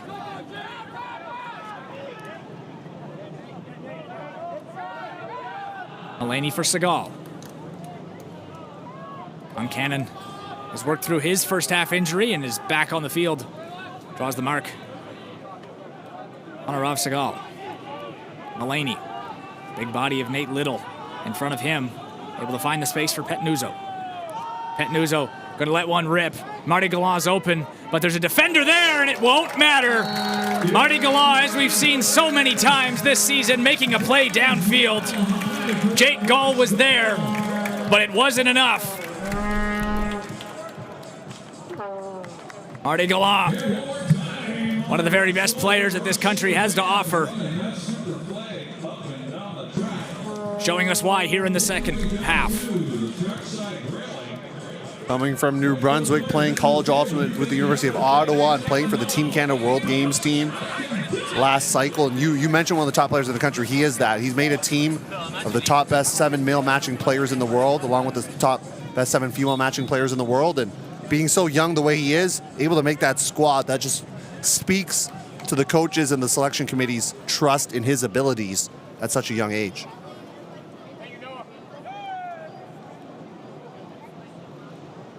Usually quiet scoreline so far from Gallant, just 1 assist and 1 goal. Once again showing that with any space at all, he can burn you. Gets the lead back up to 9 for his team. Chamberlain. Our side, Felton looking for Elliot Hawkins, Ayad and Norris combining, and it's Norris with the grab. The dynamic defensive duo of Ayad and Norris once again making things happen. Elliott was looking for a strip call from the officials. Will not get one, but certainly thought that Harry Norris did that to get the block there. Hodnar for Norris again.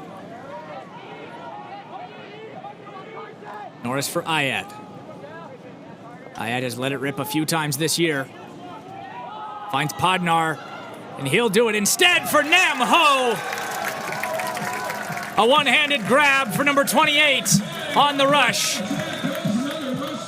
Everyone's favorite teammate, Nam Ho, finds himself in the box score again.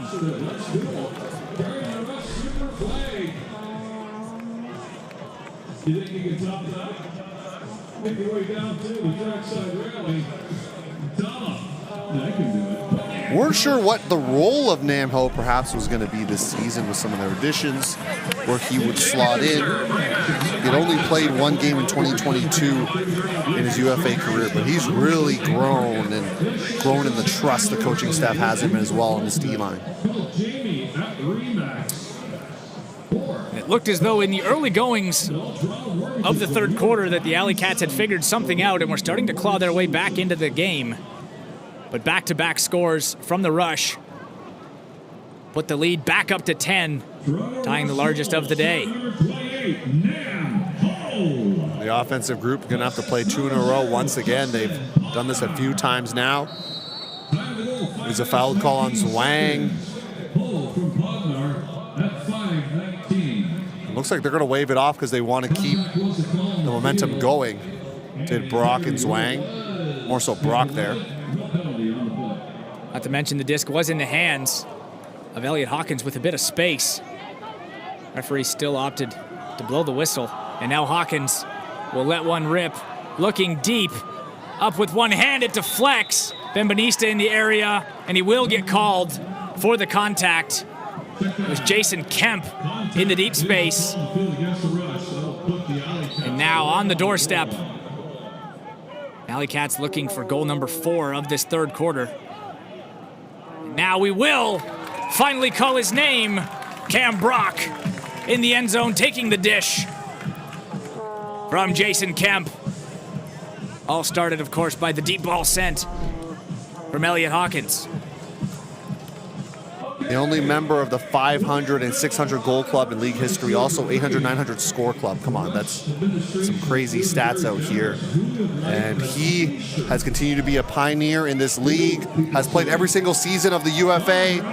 And it's great that we get to call his name because you don't see a legend like this often, because this is the first time Toronto and Indy have actually met. And so it's a pleasure for us to be able to call Cam Brock's name, a true legend of this game and of this league.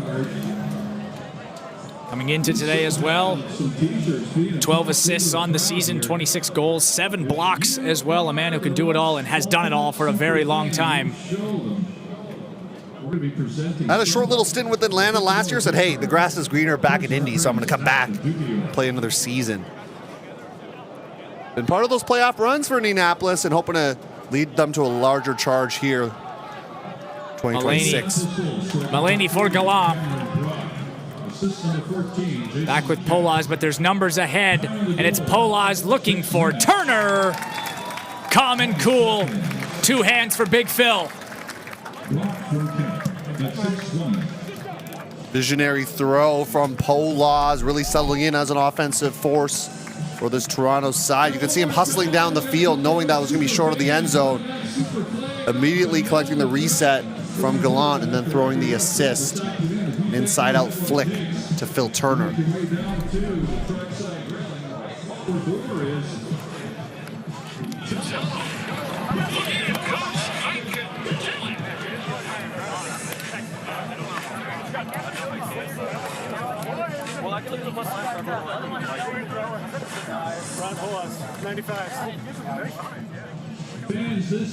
Polaz now in sole ownership of 6th place all-time in Rush history for assists. Has been a consistent threat on this squad for many years. And a consistent threat in this game is Elliot Hawkins. He's looking for Gudeman, but it's Evan Bembanista coming up large. Able to run down the open Gudeman. Got called for the foul earlier on a deep block. That one was totally clean there for Bembanista. Jamison, Dillon, and now Zwang are combining down the field. It looked as though initially the contact from Hawkins was going to be let go, but a late whistle does ring out. Dillon almost was able to catch the bobble. Maybe that's what the referee was waiting for. Dillon had a double momentarily. Finds Podnar again with that grappling hook of a right hand he has. Kamire, back of the end zone, Jamison. And once again, the Rush find themselves doubling up their opponent. 22-11 sits our scoreline, 4:05 to go in the third. Jamison continuing to collect goals here. We saw him get it over his college teammate and Jake Felton earlier in this game, and they're slowly adding more breaks. They're second of the quarter. Indy only one of their own, and at one point, this was a 17-9 game to start, and then to start this quarter, and things continue to unravel for this Indianapolis side. Timeout called. I'm going to suspect this is Indy. Their full team huddled right now with head coach Nathan Busberg and confirmed by head referee Jeff Peters. It is a timeout for Indy right now. Trying to settle things down here with 4 or 5 left. And trying to settle things down before the postseason are the Indianapolis AlleyCats. And of course, with a look ahead to some of the action that we can expect, let's take a look at just that. Division championship. You just got to be a resilient team and be able to like take a hit and just keep swinging. And there are no more perfect teams in the 2026 association. We try to go game by game, point by point. Tobin Akrana brings it in for the Boston score. All the teams that you play against in those championship games are really good teams. You can lose them, you can win them, and it's just about are you good at the right moment. Incredible!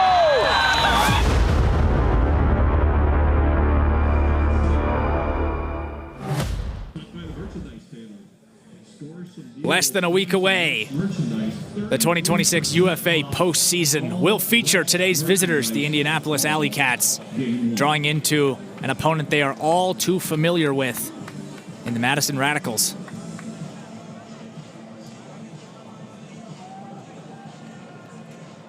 As we had seen on the graphic a few different times, the top 3 from each division make it to the postseason. The 1 seed does receive a first-round bye, and the 2 and the 3 seed in each division will meet in the opening round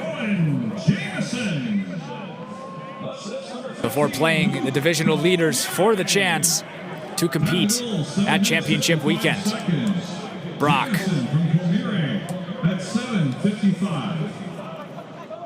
For Hawkins.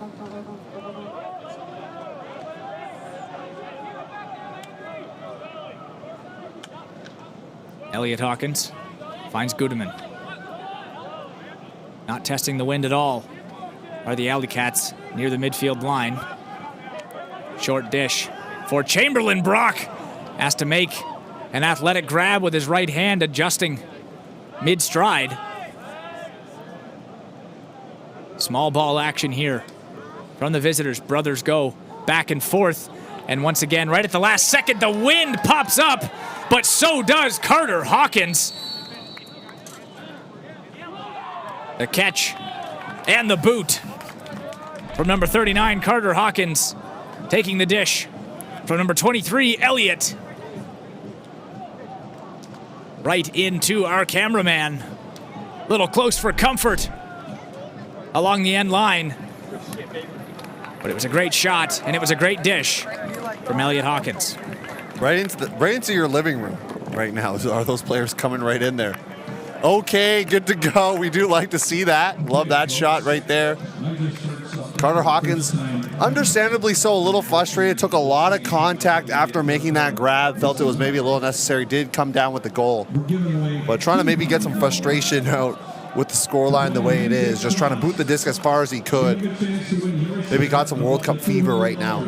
Shout out to our cameraman Alan as well, putting his body and the camera on the line, keeping the shot steady, giving us that great view. The AlleyCats' last goal.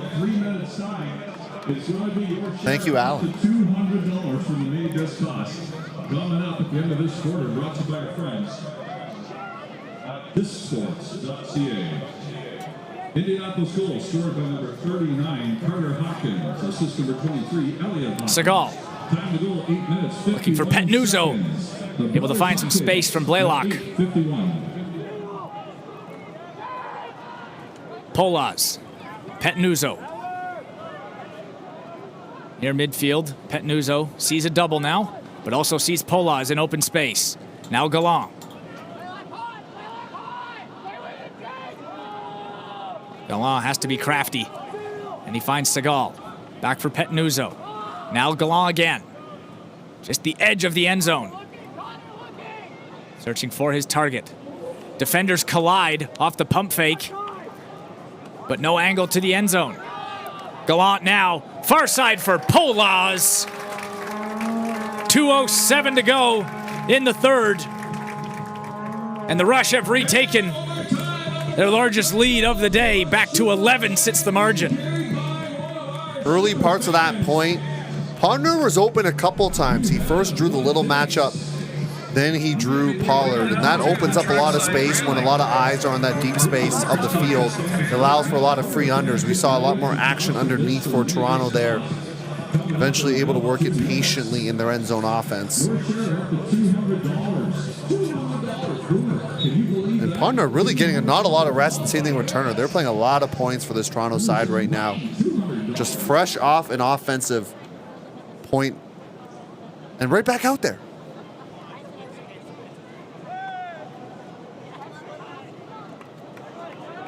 Turner and Podnar leading the way. 20 points played for Phil Turner, 19 for Podnar. 4 assists and 5 goals between the pair. 2 blocks as well. The multi-talented men for the Rush on full display today. Every time Elliot Hawkins gets the disc, you see a receiver streaking deep, and he hasn't pulled the trigger the last 2 times that's happened, so now they're content to work it in this underneath space. Landry finds Carter Hawkins, and he finds Cam Brock. Brock able to fake out Eric Zwang, one of the very best defenders this league has to offer. Seth Gudeman, Elliot Hawkins. Felton, 1:14 to go in the third. Time starting to tick away if the AlleyCats are to come clawing back. Felton had to force one, but he found Hawkins. He looks back, and it looks like it's Zwang with the last touch on it. Yet another block to add to the total for Eric Ricky Zwang. 18. Is that number 18? I think he came in with 17 on the year or so to lead the team.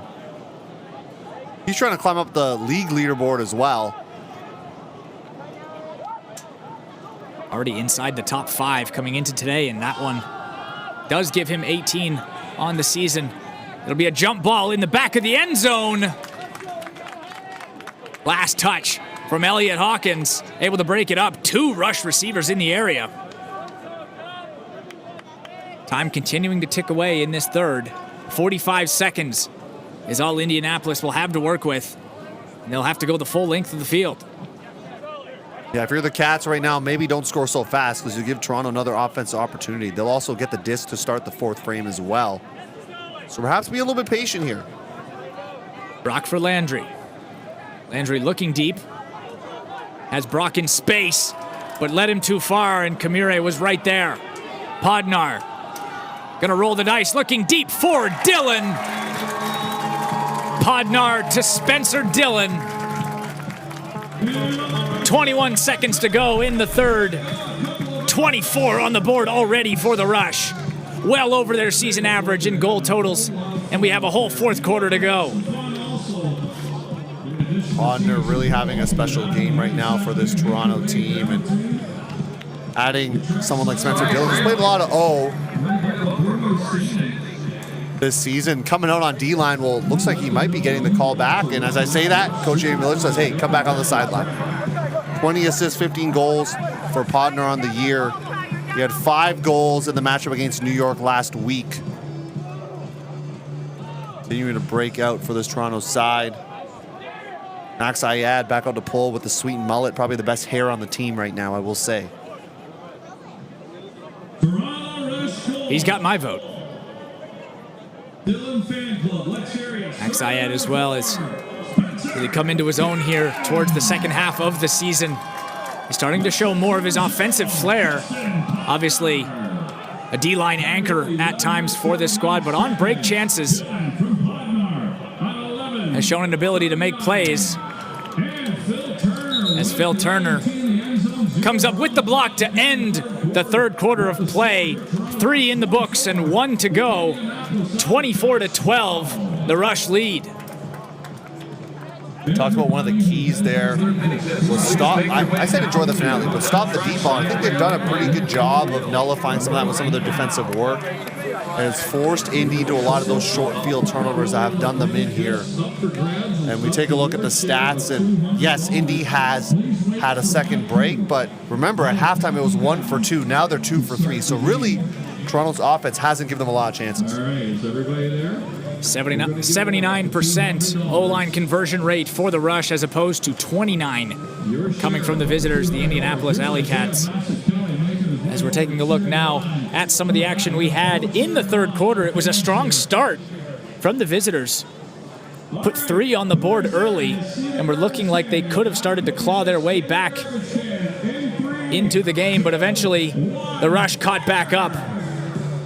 Put up 7 on the board in that third as opposed to just 5 coming from Indianapolis. And it helps when you've got players like Marty Galan and Phil Turner making plays like we've seen. Not to be forgotten, however, Cam Brock finds his way onto the score sheet off of the dish from Jason Kemp. And Kamire finding Jamison, the team's leading goal scorer. Punctuated by late in the quarter, it was Podnar connecting with Spencer Dillon, another one of the breakout stars for the Rush this season. This is the type of momentum you want to build into next year as well. There's going to be players watching that say, hey, look what Toronto just did to this playoff-bound team in Indianapolis. We know the East is competitive, but certainly you're going to perhaps attract some other players to come play for the Rush next season. That's just going to continue to build the program. That was a big talking point. When we did talk to Coach Jamie of the Rush, we asked, with the playoffs out of the picture, is this when you start to experiment more and more with who goes on O-line, who goes on D-line, who can start to build chemistry? And basically across the board, he was, no, we need to win these games. Their goal at the beginning of the season was to be a 500 or above team. They have a chance today, if they can close out this fourth quarter, to achieve that feat. But also, to your point, if they can continue to string good performances together and close out the season in style, it could be an ideal destination for some players looking to make their mark in the UFA. And we need the free agency frenzy, free agent frenzy out here. Remember, this team was 3-9 last season with the Rush reboot. They brought back some players, Mark Lloyd, some Europeans came in. They were 3-9 last year. 1-11 the year before that. So you see them really ascend here, Adam, and they're hoping to take that on a rocket ship into the playoffs in 2027. Certainly, if you use today as the measuring stick, plenty to build on going forward. They're just in a tough division, right? Because if you look at their record, Colorado's in a playoff spot. They're below 500 right now. So it comes with a divisional draw. Indianapolis as well, if they can't overturn today's decision, will fall to below 500, have already booked their ticket to the postseason when you're in a division with the Boston Glory, New York Empire, and DC Breeze. You have to be as close to perfect as you can. Just like that throw from Max Pettinuzzo to Kelsey Mullaney. And as we've seen so many times today, the Rush starting off quarter strong. Not something we've seen all season, but we're certainly seeing it today. I stand corrected. It's the Salt Lake Shred who are in the playoffs at 5-7. So they're a perennial playoff team, and they're the ones who also have that below 500 record. So Rush on pace right now to get to that 6-6 mark and end on a high note here, and certainly enjoying their final time here. Lights coming on Varsity Stadium during this great summer day here in capital of Ontario.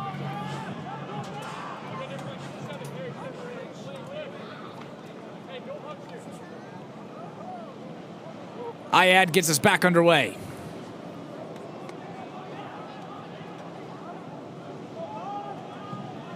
Hawkins. Chamberlain. Felton. Felton looking deep. It's Elliott Hawkins. Will he run it down? He will not. Just a bit out of reach. Felton looking for the deep target in Elliott Hawkins.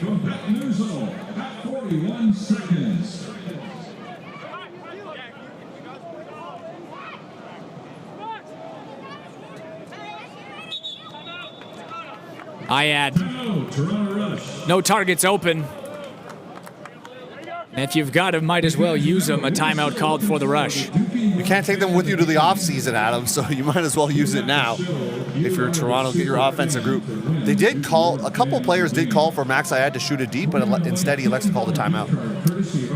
You can't take any timeouts with you, but what you can take with you, Theo, is any name, any number, any team. Get your custom Toronto Rush jersey by B Ultimate starting at only $55 in the UFA shop. Plus, grab the latest Pro Frisbee designs and UFA gear all at shopufa.com.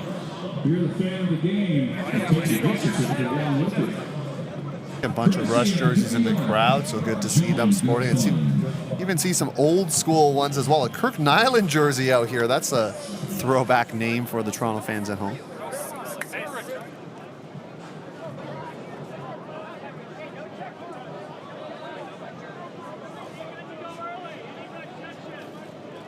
.10:44 remain in the fourth. Rush up by 13. 25-12 sits the scoreline. Wind continuing to be a factor. But again, the team who is used to it is able to contend with it more. Do your throwing pregame, Adam, but certainly it's a little different when you get on the pitch and there's a defender out there on your back. And Galah. Unnecessary. He'll get called for the foul. Bit of a two-handed shove, it looks like.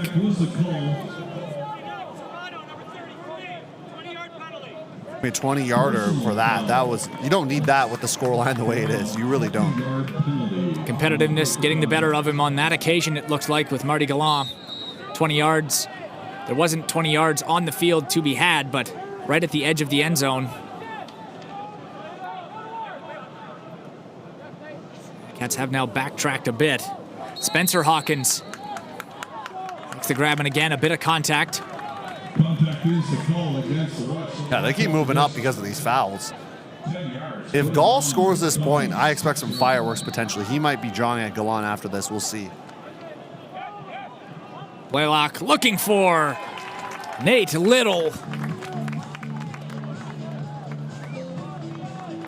Following the turnover and the foul,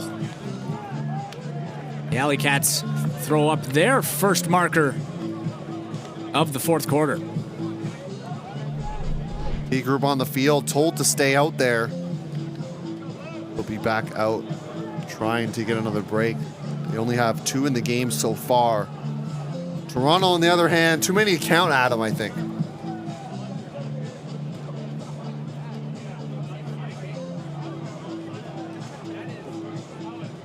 Discussion between Jamie Millage and Charlie Hoppus, 2 opposing coaches. Millage now back to his sideline. Jake Wall set to pull.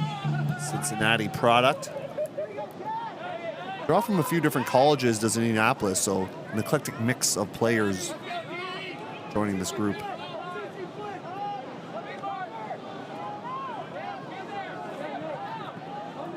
Petnuzzo finds Turner.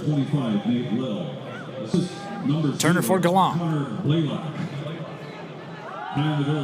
Galan looking deep. It deflects, but there's still Rush players there. Last touch from Joel Close. If he wasn't there, that would have been caught. There were multiple Rush athletes that had the chance.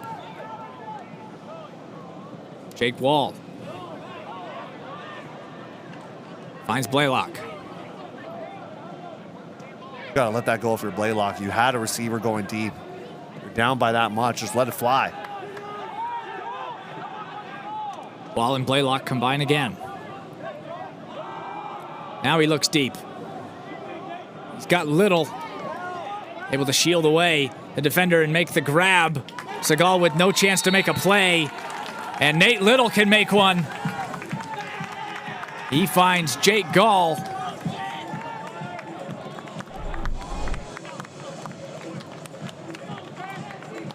Looks like it's Concannon getting the D-line dog chain, fighting his way back from injury.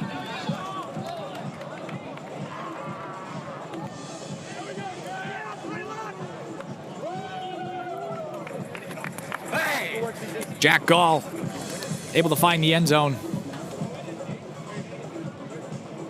As the AlleyCats looking to hold on to anything before they head to Pittsburgh tomorrow to play the Thunderbirds. Once again, postseason tickets have already been booked for the AlleyCats, but not the form they'd like to be riding heading into the playoffs. I like this mix-up. Put the D group out there after the O-line just got broken. Bebanista and co. Jameson, who normally has played most of the year.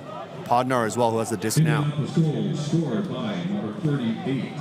Podnar has played a little bit of everything, and now he finds Harry Norris. Norris to Bebanista near side. Bebanista for Kamire.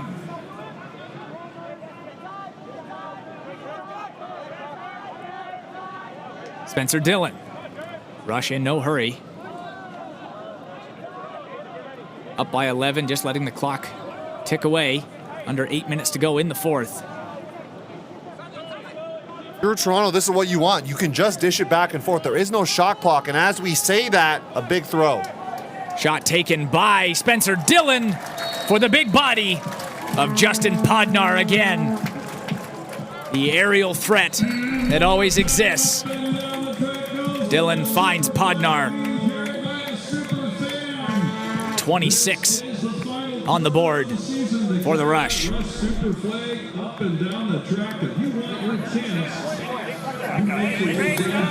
They're just padding Podnar stat sheet right now. Over 300 yards of offense, receiving 100, throwing as well. 8 scores. Can he get to 10 is going to be the question by the end of this game.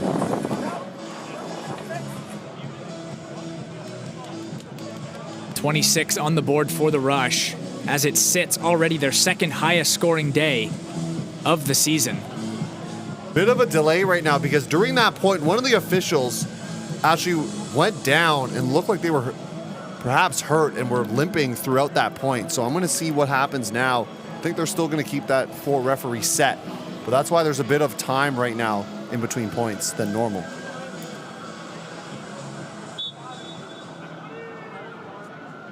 The highest total of the day was a home game against the Pittsburgh Thunderbirds for the rush. 33 they put up on the board.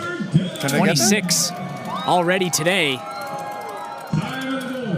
So we'll see what they can do with the time that remains. Just miscommunication between Brock and Felton. That can't be happening right now. That is not the good juju you want right now.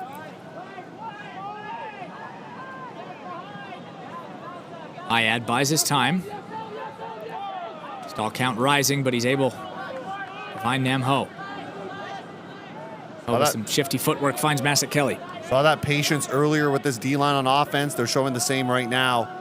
Bebanista to Ayad, or Turcotte rather, excuse me. Finding Max Ayad. Max Ayad again, flexing his offensive muscles. Goal number 3 on the day for him.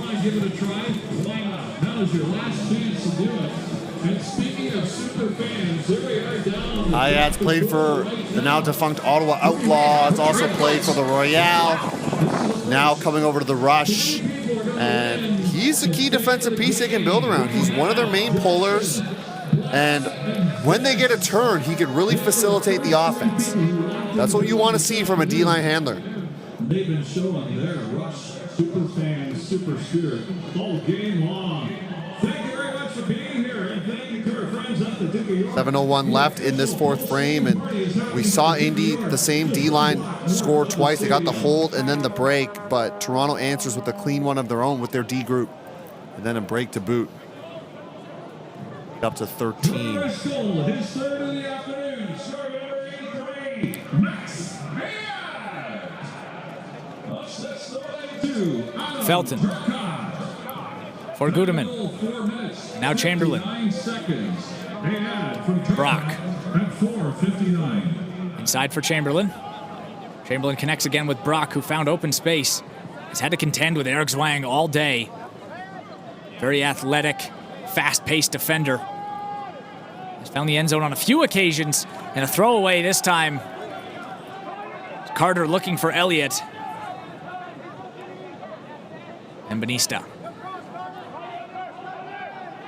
You're Indy, you need to have a goldfish memory because you go out and play Pittsburgh tomorrow. So we want to wipe away the stains of this game. Hawkins. Off of the block from Seth Goodeman. Ben Landry. For Carter Hawkins.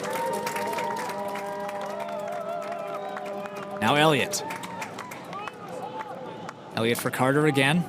Closer and closer to the end zone, and the brother connection hits one more time. Carter to Elliott. When you say that, there's only one song that rings in my head. It's from Daft Punk. So they're AlleyCats hoping one more time, a few more scores from the Hawkins brother connection here. Stuck 12. Scoreline certainly not what many fans anticipated for today's match when looking at the records of both sides. Had all indications of being a tight contest.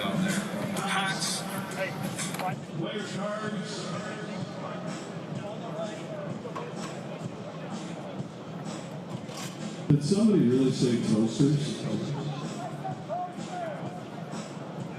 Posters. 5 minutes and a little over 30 seconds remain. Rush 27. Indianapolis School. Who is more fun than we? AlleyCats 15. Number 23, Elliott Hawkins. More time to work. Assist number 39, Carter Hawkins. For the rush. In no hurry, but also at times have found little to no resistance coming from the D side, and Polaz with a throwaway. Unable to connect with Gallant. Pollard on the near sideline. He's got his target, but the wind has other ideas. And Segal able to track back and knocks it away from Jason Kemp. But at the last moment, a call will be made. Contact on the head, it looks like, of Jason Kemp by Arav Segal, trying to swoop in late and deny the AlleyCats cutter. Good idea from Pollard there. You look to go right away the other direction with a big deep shot.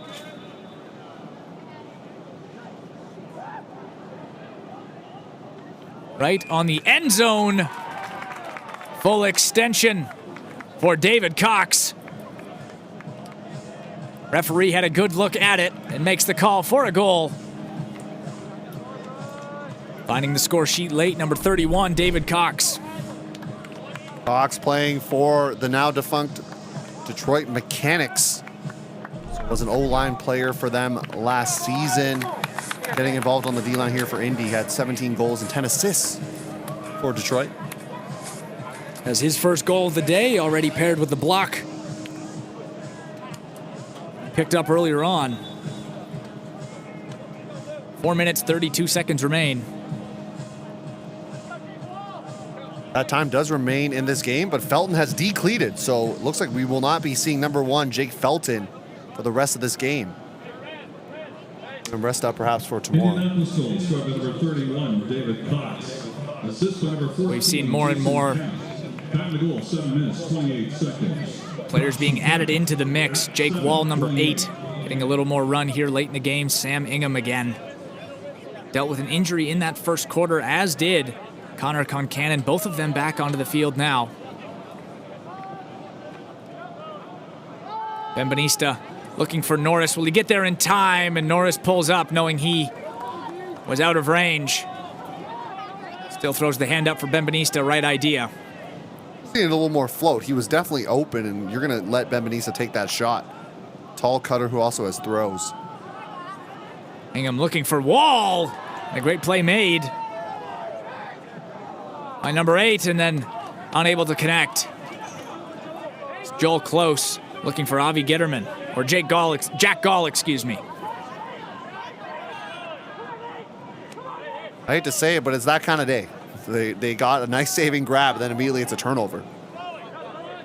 Someone slips on the field on this turf. Bassett Kelly now for Petnuzzo. Norris had a step. Petnuzzo couldn't find him. Bassett Kelly and Petnuzzo now.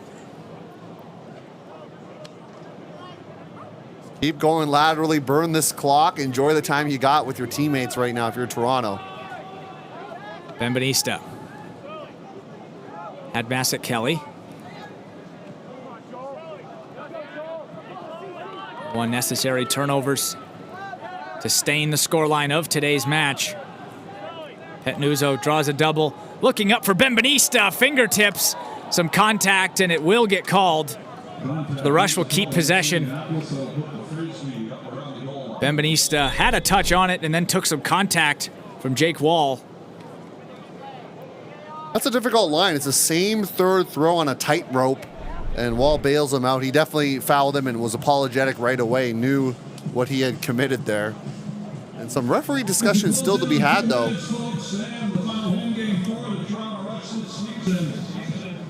Make some noise if you've been entertained here this afternoon. I think both teams are feeling like, hey, let's just keep this moving right now. 11-point deficit, time really ticking away. I think the referee's just trying to get things right here at him, but certainly the scoreline not in doubt right now. No one has left the building, I will say that. Sometimes, you know what, I've been to baseball games where people start leaving in the 8th or 9th. Fans are still out here. Maybe they're waiting for High Five Alley, which is a great tradition here in Toronto. Both teams coming down and high-fiving the fans. Be plenty of high fives, and a lot of them well-deserved here today. For this Rush team, 27 on the board, second highest total of the season, and with 2.5 to go. It looks like the contact that was made happened after the drop from Bambanista. So the AlleyCats will take over possession, but in their own end zone. The 10 yards for the foul will still be in effect. Now Close trying to run this one down, and Bambanista breaks it up. Gets it back. 2:16 to go. Dillon looking for Norris, but the wind is going to take it well through the end zone. Time will continue to tick.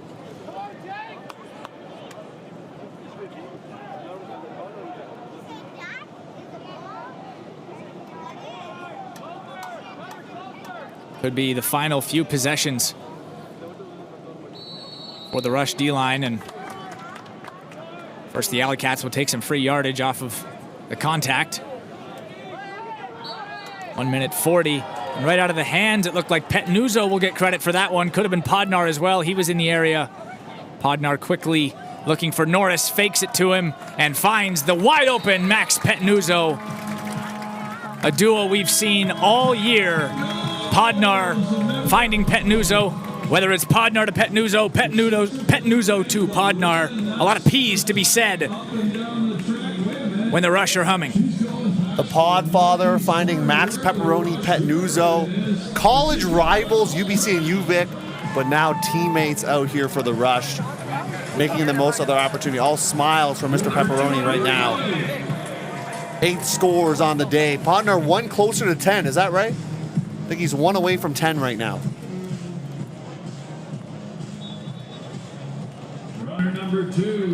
Time might not be enough for him to get number 10. I will say that. He's got 9. By our count, 6 assists and 3 goals on the day.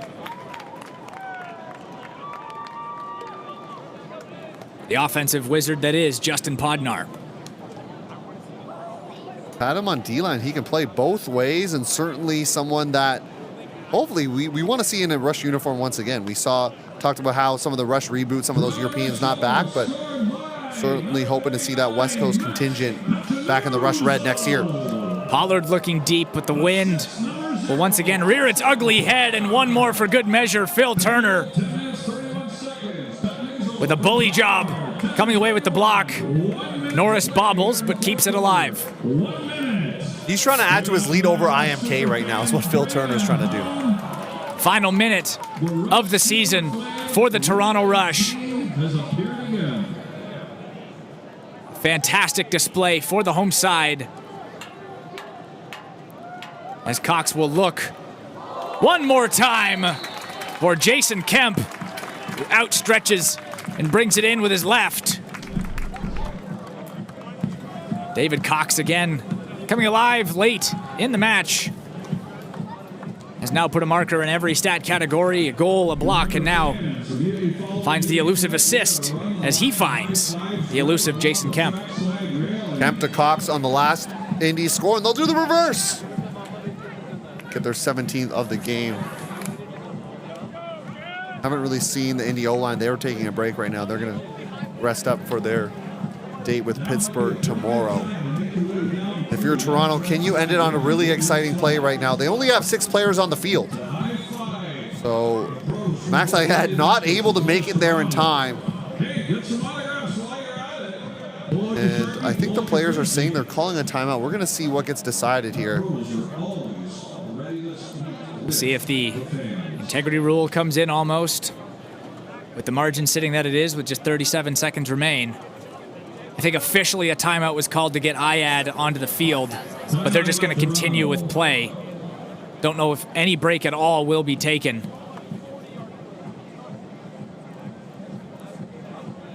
The official call is timeout.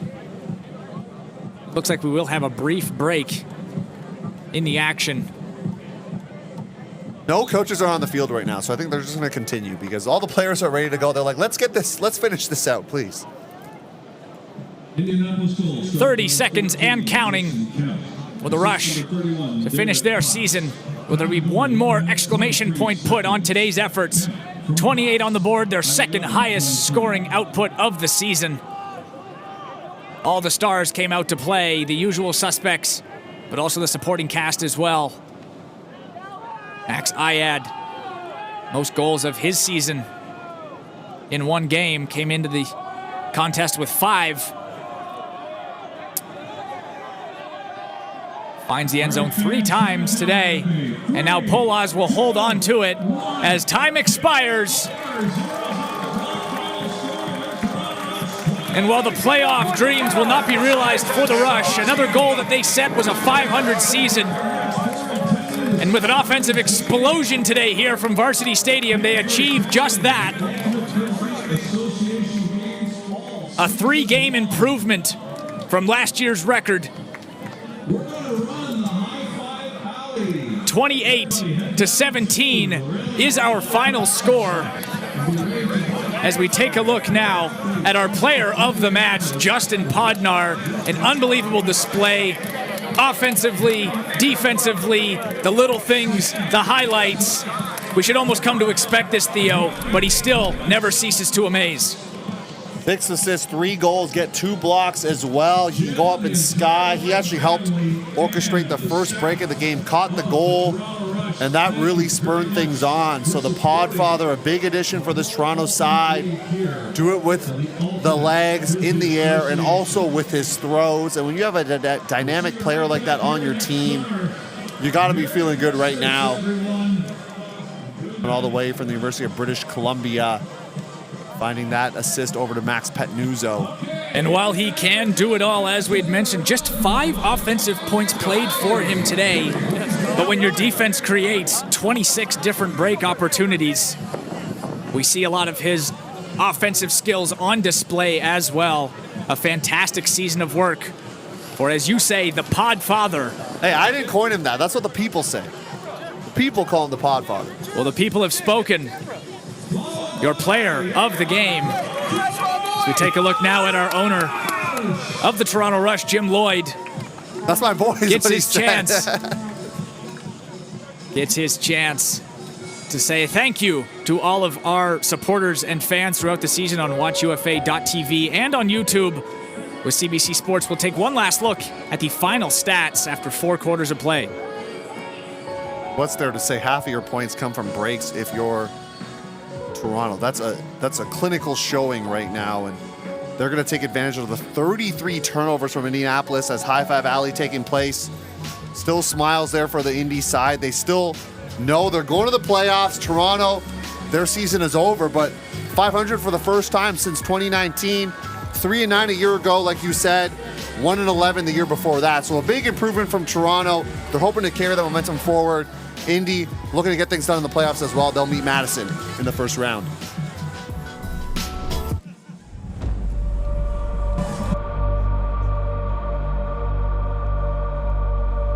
Once again, from all of us here at once more from Varsity Stadium, Adam Hunt and Theo Wan, from all of us here in our production team.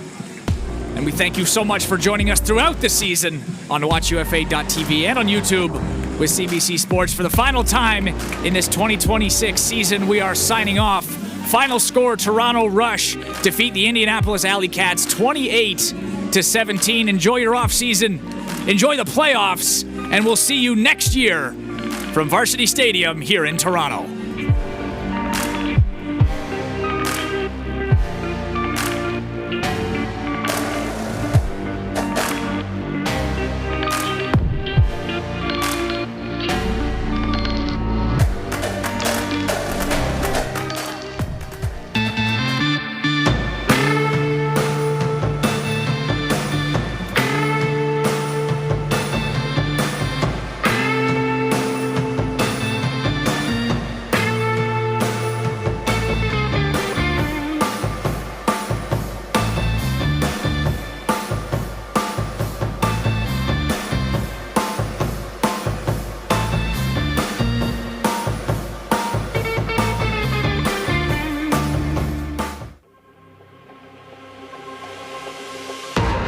Every player in the UFA dreams of competing at championship weekend, and you can also experience this magical event on August 27th and 28th at Breese Stevens Field in Madison. Semi-final Thursday features all 4 division champs, and then Friday includes youth clinics, the second ever WLPUL All-Star Game, and of course the 2026 UFA Championship Showdown. Single day tickets along with full weekend and VIP passes are on sale now. We can't wait to see you this August at Championship Weekend in Madison, the capital city of Ultimate.